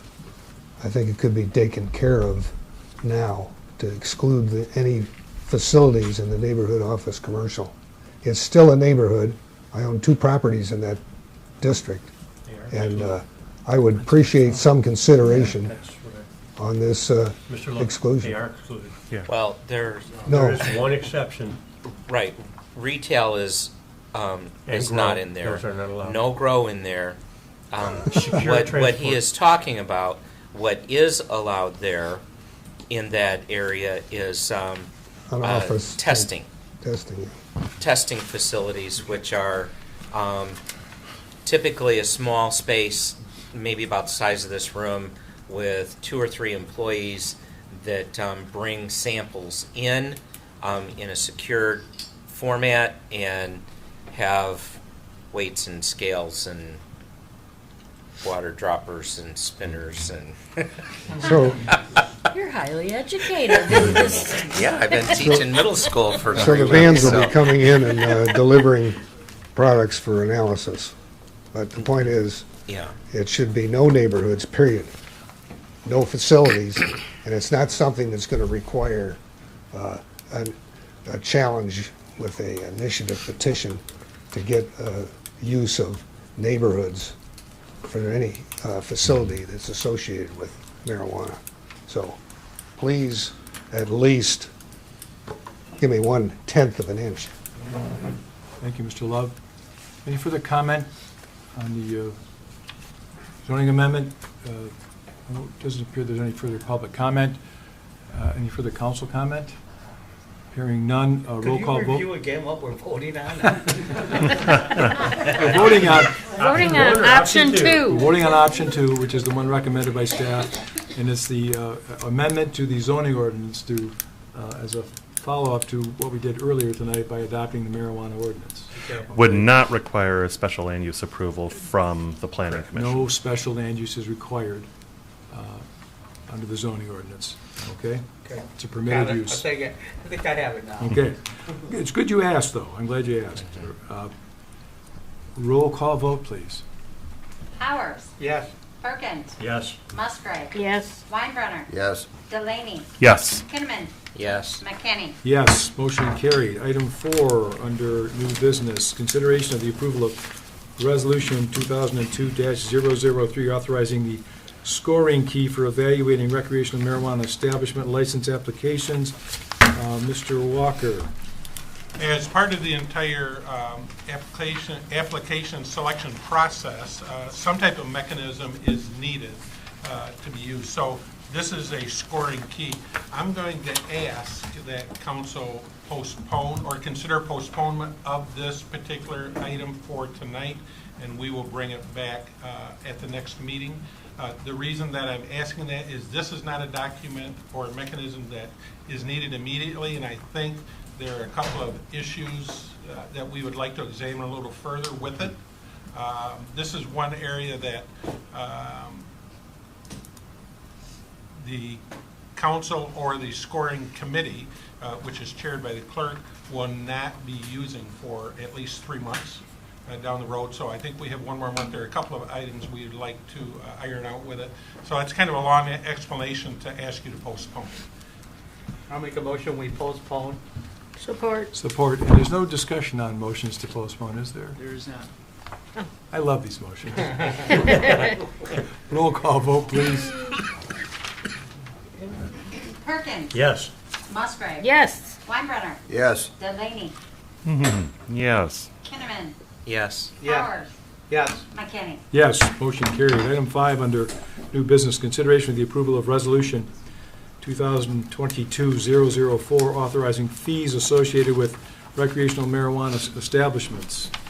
So as part of Ordinance 468, which council approved tonight for recreational marijuana, there is a fee structure that's laid out. The fee structure is dissimilar or same in most areas to that authorized by the state statute. It would be an application fee of $5,000, a license renewal fee of $5,000 annually, a license transfer fee of $5,000, and if a license holder, once they are in business, change stakeholders and have to update their records because there are staff costs involved, a fee of $100. So in order for us to collect fees pursuant to the ordinance, it's necessary to have Resolution 2022-004 approved. Mr. Walker, can these be bought and sold, like liquor licenses are bought and That's our sold? ordinance. So there is a transfer procedure that is contained in the 22-page ordinance that you have. The answer is yes, but it is a very regulated procedure. And when they do, there's another $5,000 fee. Mr. Walker, is this dedicated general fund, or does this go to That split is- between fire? That is the general fund. Okay. Which both the police and the fire are paid at this time 100% from. Okay, thank you. Mr. Perkins, we're already working on those changes you said were forthcoming, so, yeah. Pretty strong prediction you made there, pretty effective. I'd make the motion that we adopt on Resolution 2022-004, authorizing the fee structure associated second that with motion. recreational marijuana. Motion and support. Any further discussion? Yes. Okay, I know this is for Kristen Watt, 102 South First Street, Apartment 3. Sorry, I was like, want to be procedure. I know this is comment, not question, but if I would be permitted to, something that Mr. Walker just said, I want to have clarity on. You're asking for a long answer from Mr. Walker. Okay. The fees that are being paid, the 5,000, of all these fees, they go to the general fund, Yes, 100%. Yes. You just stated that fire and police are paid 100% from the general fund. yes. Okay, so with these fees coming in, and fire and police, Jacob mentioned earlier about the percentage of the village budget, leaving 30-some-odd% left for the rest of everything. I know the water is its own enterprise thing, et cetera. Where does this money come into, if that's going to the general fund to pay fire and police, does that leave the budget available to be reassessed to move funds currently being used to the things that we don't have money to pay for or to expand upon in the community? Like where, other than the tax revenues coming in, are all these constant fees being paid? Where is the community benefiting aside from fire and police in the general fund? I just want some transparency on where does the community benefit from all this money that's coming in just to be here? I would like it first noted that my response will be shorter than Kristen's question. Okay, that's good. I just want to be clear that I'm saying it right, because I want to know. No, you know, I think it's a great question, and the answer is yes. So all the money goes in the general fund, then during that budget cycle, which occurs every spring, the council then will look at the money that they have available in the general fund, and they can allocate it to streets, to parks, to sidewalks, any other general fund expense. There are general fund expenses in the Public Works Department, local roads. There are lots of lots of expense. Okay, I just wanted clarification. I think that's good for everyone to know, so thank you. Thank you. Thank you. Any further comments from the public? Hearing none, seeing none. Any more council comments? Roll call vote, please. Musgrave. Yes. Weinbrenner. Yes. Delaney. Yes. Kinnaman. Yes. Powers. Yes. Perkins. Yes. McKinney. Yes, motion carried. Item 6 under the new business agenda, consideration of the approval of resolution 2022-005 approving a community benefit list associated with the recreational marijuana establishments. Mr. Walker. Yes, as part of the selection or consideration process of the licensing board, which is the council, it specifies the council has the ability to specify a list of community benefits that an applicant can say, while you are considering my application, this is what I would like to do to help benefit the village of Holly. And if you look on the very last page, we have listed 4 items, although these are staff recommendations. Council can add additional items to this community benefit list. The items that the staff has listed are depot relocation and restoration costs, sidewalks, park improvements, and roads. And so, I mean, those are all things that come out of the general fund currently, and so that would also offset general fund expenditures and would create more. But, I mean, council could use these 4 as your list, and every year you're going to be asked to create a new list of community benefits for future applicants. But for this first round of licensure consideration, you can use these 4.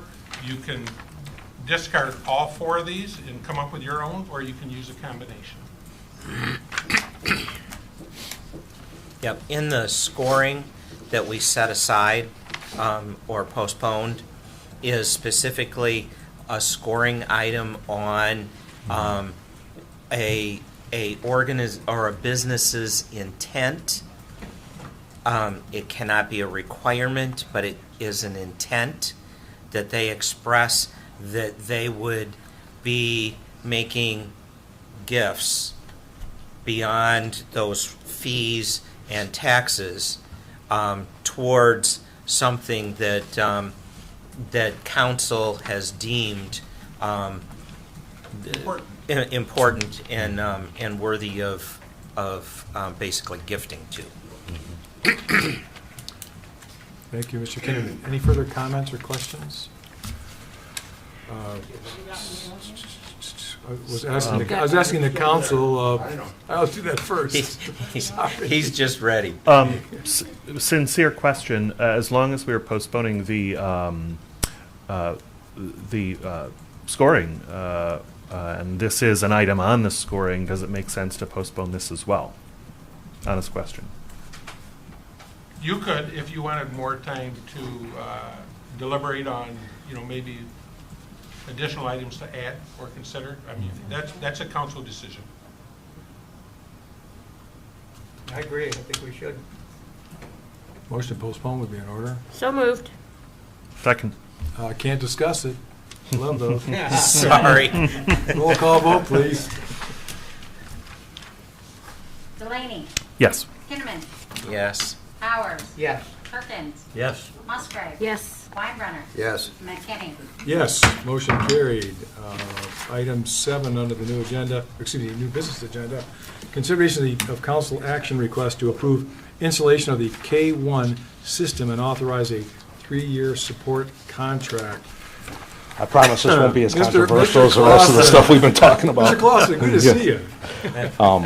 Currently, we have 13 lift stations in our sanitary collection system, and we also use telemetry systems at our wastewater plant and our water treatment plant.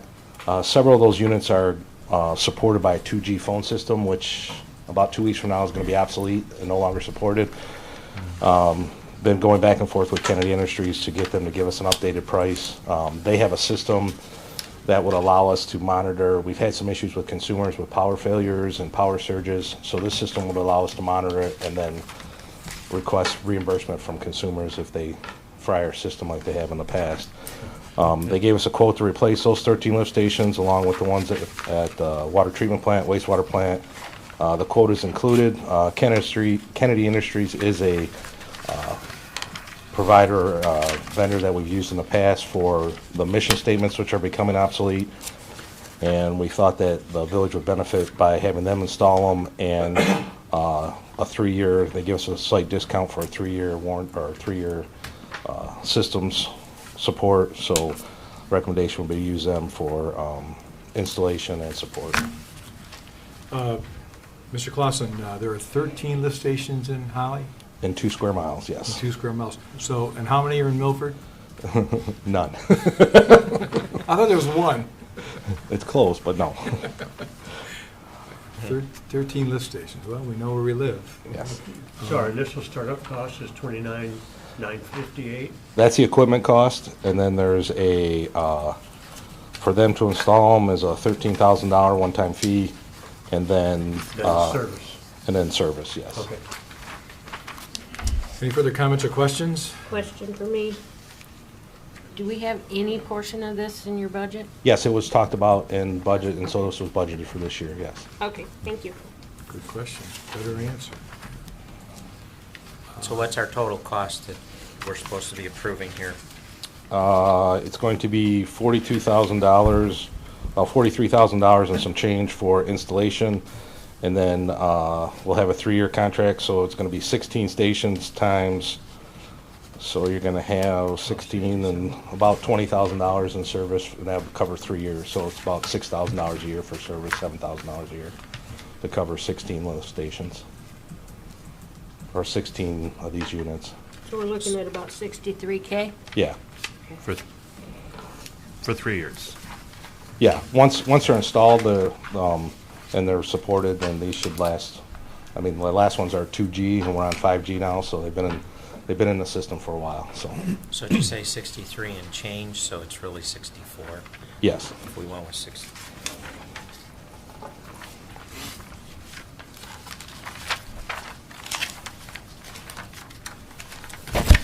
This comes out of the 39% of the budget that you're in, right? No, it comes out of, this isn't a general fund budget. This It is comes out of the water. This comes out of water and sewer, yes. Not general fund. No. Thank you. We have a motion and support. I'll make them. Go ahead.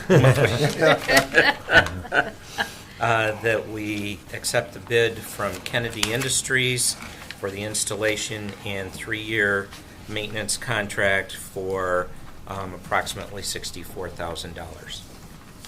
Support. Motion by Kinnaman, support by Musgrave. Any further discussion? No public discussion on this, I presume. Anybody got it okay? Roll call vote, please. Kinnaman. Yes. Powers. Yes. Perkins. Yes. Musgrave. Yes. Weinbrenner. Yes. Delaney. Yes. McKinney. Yes, motion you. carried. Thank you, Mr. Clausen. I got one more, so. Oh, wait a minute. There's one more. Yeah.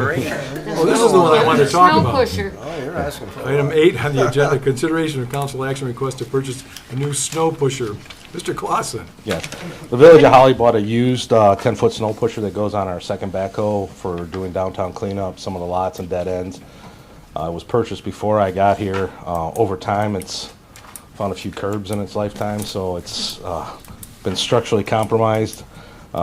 We have some talented staff that's been able to weld it back together, but it's to the point now that the sides are pretty flimsy on it, and with the last snowstorm, it didn't do very well. So I got a cost from Flint, New Holland, who the salesperson that we deal with is a local Holly person, Joe Curtis.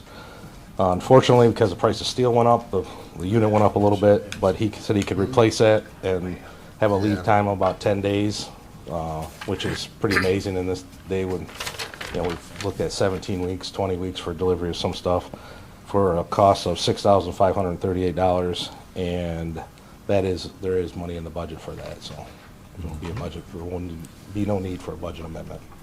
I move to approve the purchase of a new snow pusher not to exceed $6,538. I'll second that motion. Brian, that's a bucket that goes on the, It's an attachment that's 10 foot wide, goes on the front of the bucket for the backhoe. okay. For the back one. Any further comments or questions? Motion by Delaney, support by Weinbrenner. Roll call vote, please. Powers. Yes. Perkins. Yes. Musgrave. Yes. Weinbrenner. Yes. Delaney. Yes. Kinnaman. Yes. McKinney. Yes, motion carried. Item 9 under new business. Thank you, Brian. Consideration of the approval of Resolution 2022-007 authorizing the submission of the question of a police/fire public safety operations special assessment for the 2022 general election ballots. Mr. Walker. Yes, thank you, Mr. President. So you might recall that in 2020, we had actually talked about doing some type of millage or public safety special assessment. At that time, council decided at that time not to put anything on the ballot that year, basically because the Holly Area School District was putting a bond initiative on the ballot, and which was very important, and rather than compete or confuse anybody at that time, decided not to pursue our own millage. So as we continue to push forward, general fund revenues are used for a lot of things. As Ms. Watt detailed, there are lots of expenditures that come out of general fund, public safety being the largest, at 69% between police and fire, and that's not uncommon. I don't want you to think that those departments are over budgeted. That is not uncommon. They have the largest staffs or personnel. They also have the largest amount of retirees that have retired, which is still paid out of the general fund. And so we have pension payments and health care costs and the like from that. But also from the general fund, besides that 69% for public safety, from the 31%, then we have roads, we have sidewalks, we have parks, we have other infrastructure needs that are not water and sewer related that we have to take care of. Some local roads and things of that like. And if you'll recall, in 2016, we had Road Professional Services, who is our consultant in the engineering field, come in and do an assessment of these streets in the village, the local roads.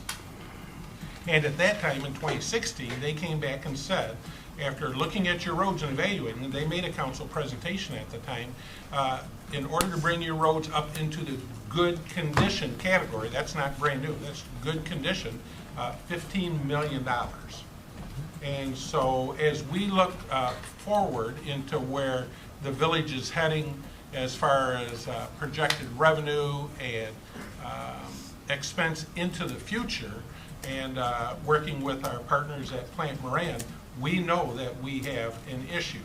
Now, you might think, so we just approved the recreational marijuana ordinance, and we know that somewhere down the road, that's not going to be immediate, but somewhere down the road, that will start to bring in some money, but that still is not enough money if we are going to accomplish the things that we want to do in these quality of life areas, such as roads, sidewalks, and I think in particular parks. And Kristen highlighted Lakeside Park, which needs some significant work.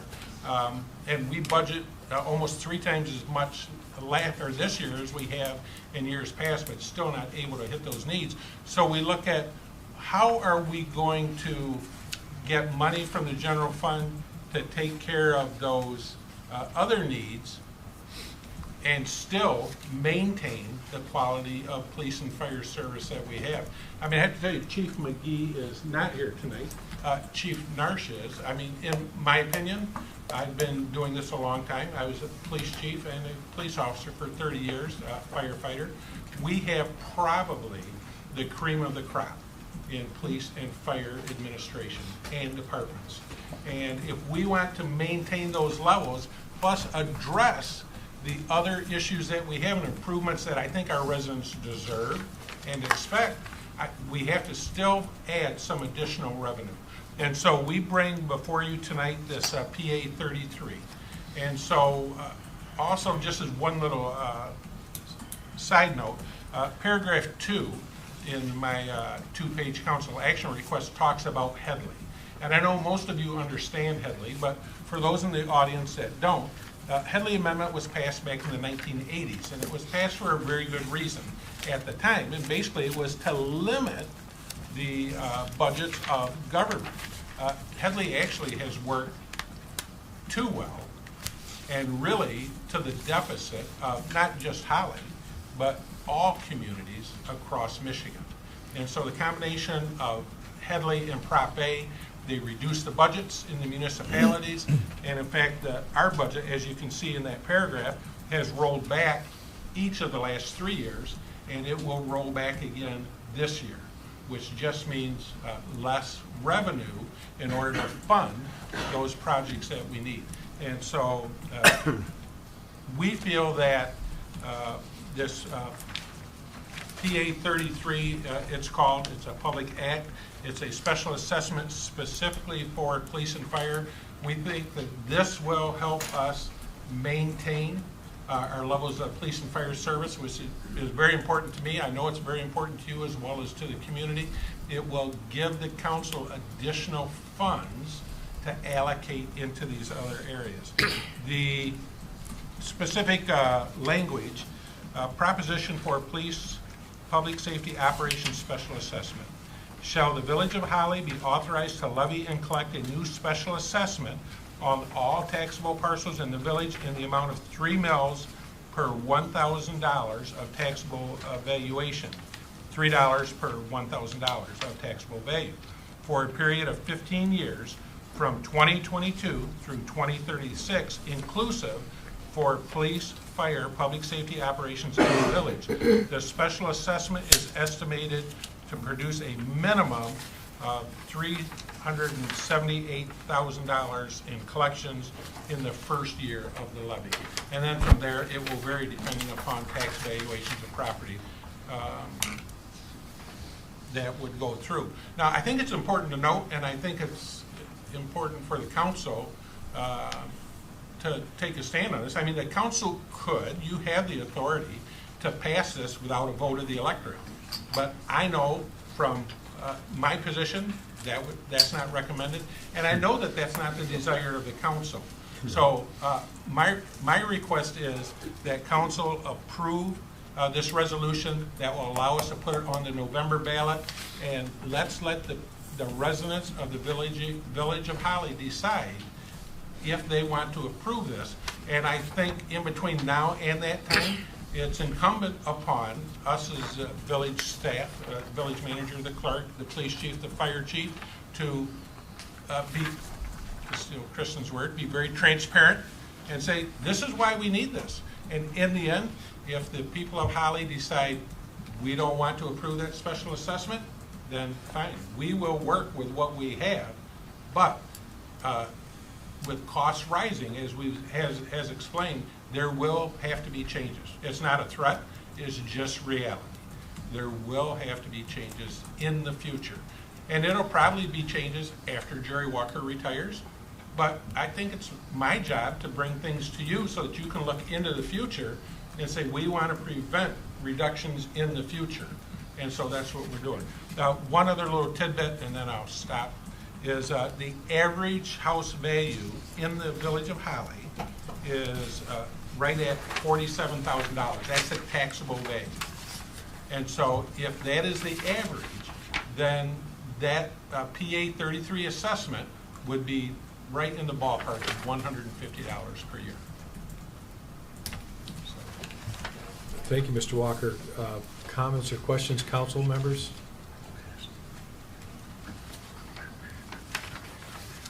No, I'd like to make the motion that we pass resolution 2022-007 as proposed. I'll second that motion.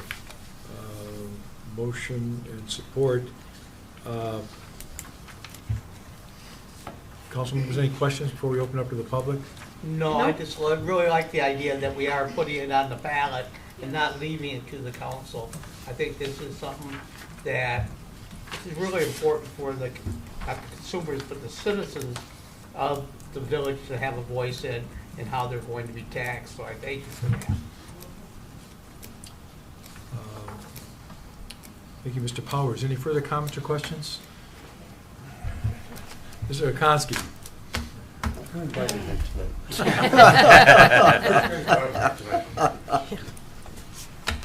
Gary Okonski, 974 Holly Bush.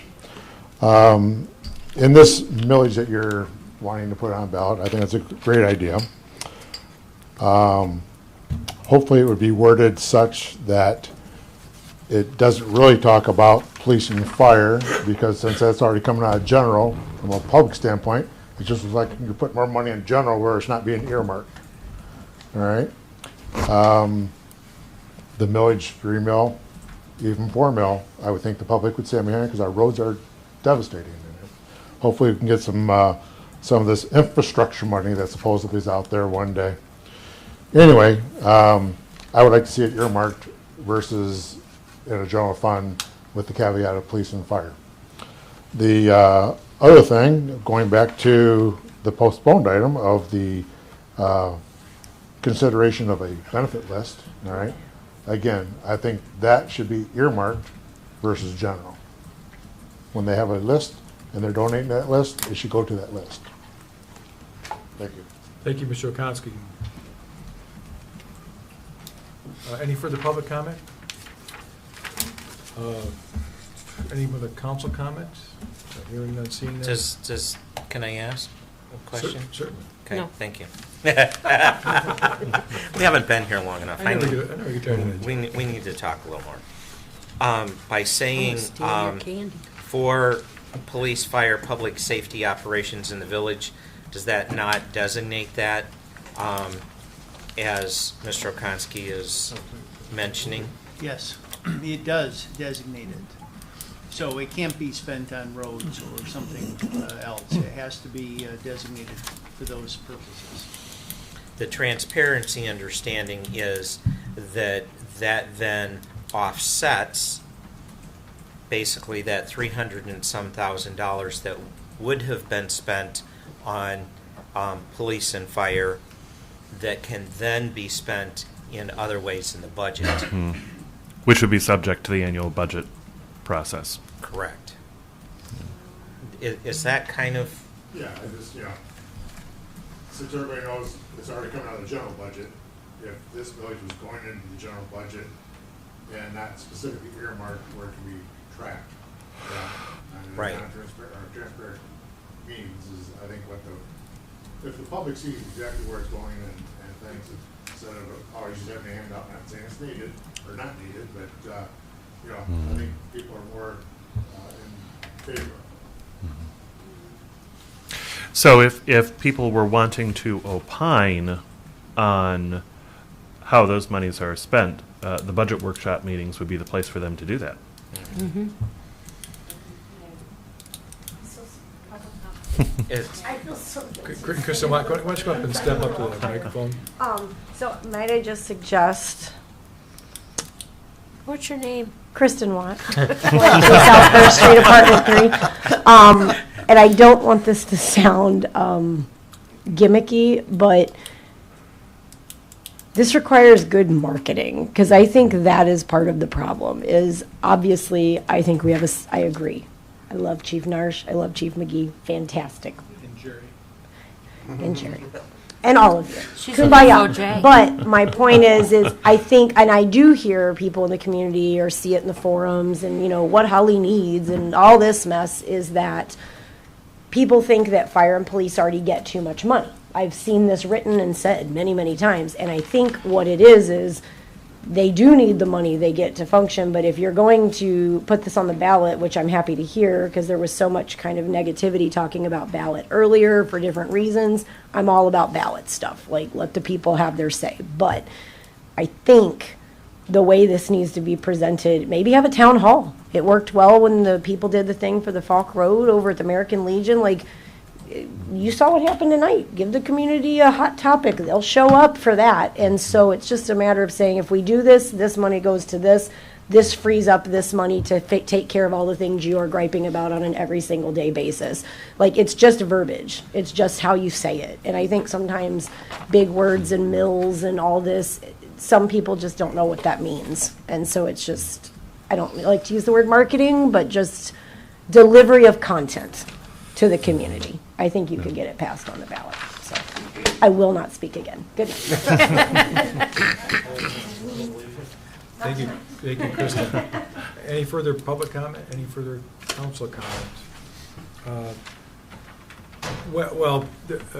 I think it's a good investment. There was a credit union that was going to locate on the corner of Fish Lake Road and Grange Hall Road. Great traffic, no police. So they never broke ground. They had arrangements for water and sewer to go out there. And but as soon as they found out that they would be calling the state police or Oakland County Sheriff for emergency, they let go of that opportunity. So it's a good investment in our community. We have 2 credit unions and 1 bank, and 1 bank left, and it was a countdown. Didn't take very long before a credit union came and scooped up that location, because it's a good community. You're all good investors. So, and the banks want to be protected. The credit unions want to be protected. That's just one example. And our fire and police department rocks, so, But it's a tall order, Kristen. But getting people to vote yes, it is and will be a tall order. I agree. I agree. Yeah. Any further comments or questions? There was I think I got that. Motion by Delaney, support by Weinbrenner? Seconded. No? JP and Buster. Oh, all right. Perkins and Buster. Weinbrenner. Jim and Buster. All right. I hate Roll call vote, people's please. last names. Perkins. Yes. Musgrave. Yes. Weinbrenner. Yes. Delaney. Yes. Kinnaman. Yes. Powers. Yes. McKinney. Yes, motion carried. Item 10 on the new business agenda, consideration of council action request to schedule a presentation by SCI for electric vehicle charging stations. Mr. Walker.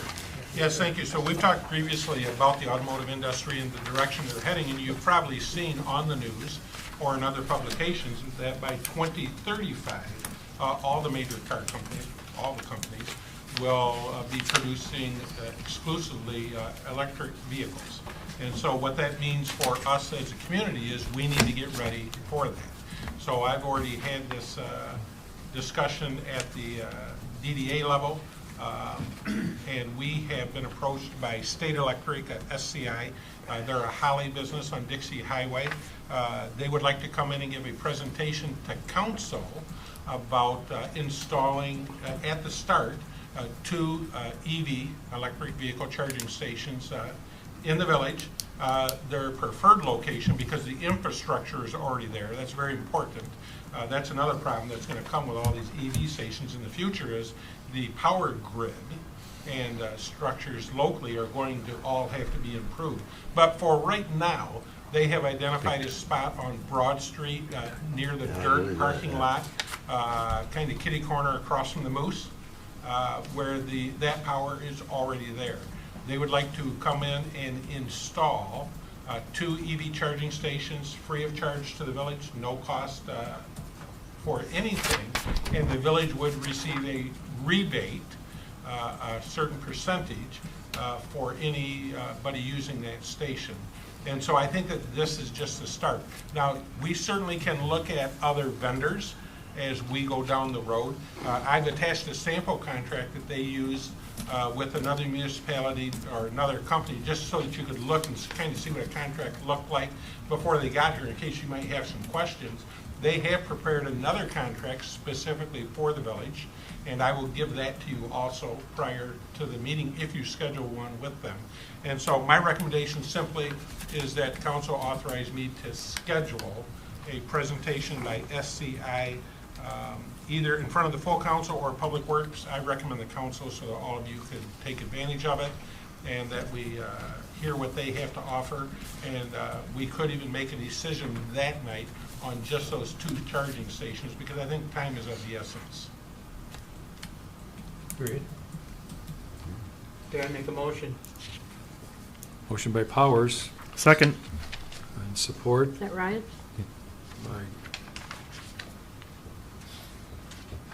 by Delaney. Any further comments or questions? Roll call vote, please. Musgrave, Yes. Weinbrenner, Yes. Delaney, Yes. Kinnaman, Yes. Powers, Yes. Perkins, Yes. McKinney. Yes, motion carried. Any further thing to report, Mr. Walker? Just real briefly, and it's in relation to the millage or the public safety special assessment, and just for knowledge. So we saw in the newspaper today that the city of Linden, they are pursuing a millage for their police and fire department in the amount of 5 mills.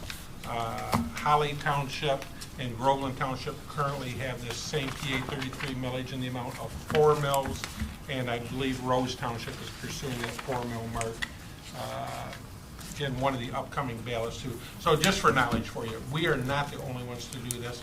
In fact, we're probably one of the few that don't do this. And so that's just more information for you. Other than that, I have nothing other than what's in my written report. Thank you, Mr. Walker. Mr. Gildner? The only thing that I would touch on is there just came out on Friday an opinion from the Michigan Attorney General's office that I'll be sending a letter to Jerry and Debbie about. It really deals with virtual meetings. We all got really good at those during COVID, and how the Open Meetings Act intersects with the Americans with Disabilities Act. And more specifically, our community's required to continue allowing virtual participation, even although the Open Meetings Act, the extension, allowing you to meet virtually through December, even though that deadline has passed. So I'm going to be sending some correspondence to Jerry and just recommending that that be a topic of conversation here in the future. Other than that, that's it. Thank you, Mr. Gildner. Ms. Bigger? I know that everybody has the same recycle date now, but we did do a recycle calendar, and it's on the table if anybody would like one. Yes, thank you so much. So you have one? I put a bunch on the table if anybody wants one. What table? Oh, that table. All right. What table? Only table.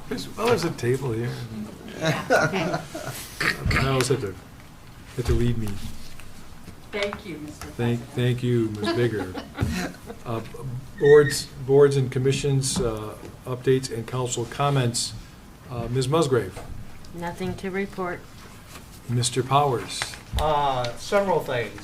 I'm pleased to announce, if you haven't heard yet, the Vietnam Wall, the traveling wall, this is the big wall, will be coming into Holly in August of this year. And as it stands right now, it's going to be right here at Carl Richter in that open field. Across there. Oh, right across there, Carl Richter. We are doing a fundraiser for it on March 5th at the Vault in downtown Holly. It's $40 for a single ticket, $60 for two. And unfortunately, I left my tickets at home, but you can contact me. I'm very happy to give you all the tickets that you need. And it should be a very nice evening. The Vault does a real nice job with their dinners.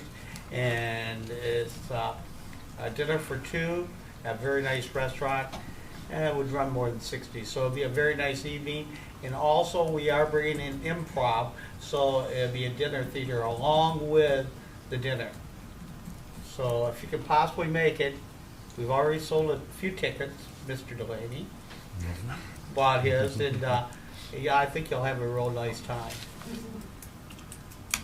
You know, fundraisers also coming in later on in the year, but that will be at the booth, and that's something I can talk about in the future sometime. Thank you, Rick. Mr. Kinnaman. Planning met and mostly looked at the item that we reviewed tonight, and we have a few things coming up this next month as well. Mr. Shield.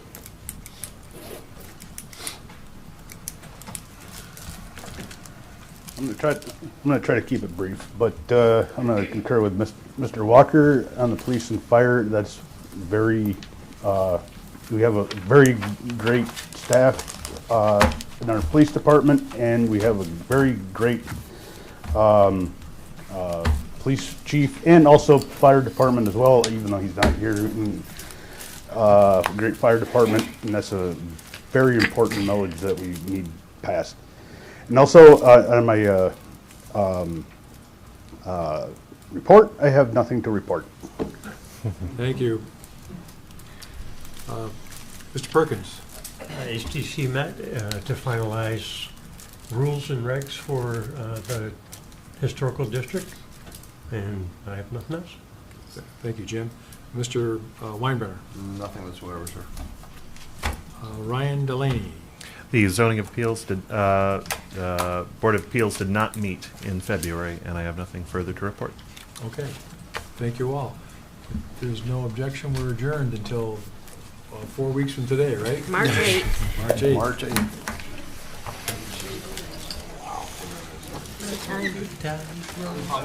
It's 9:30.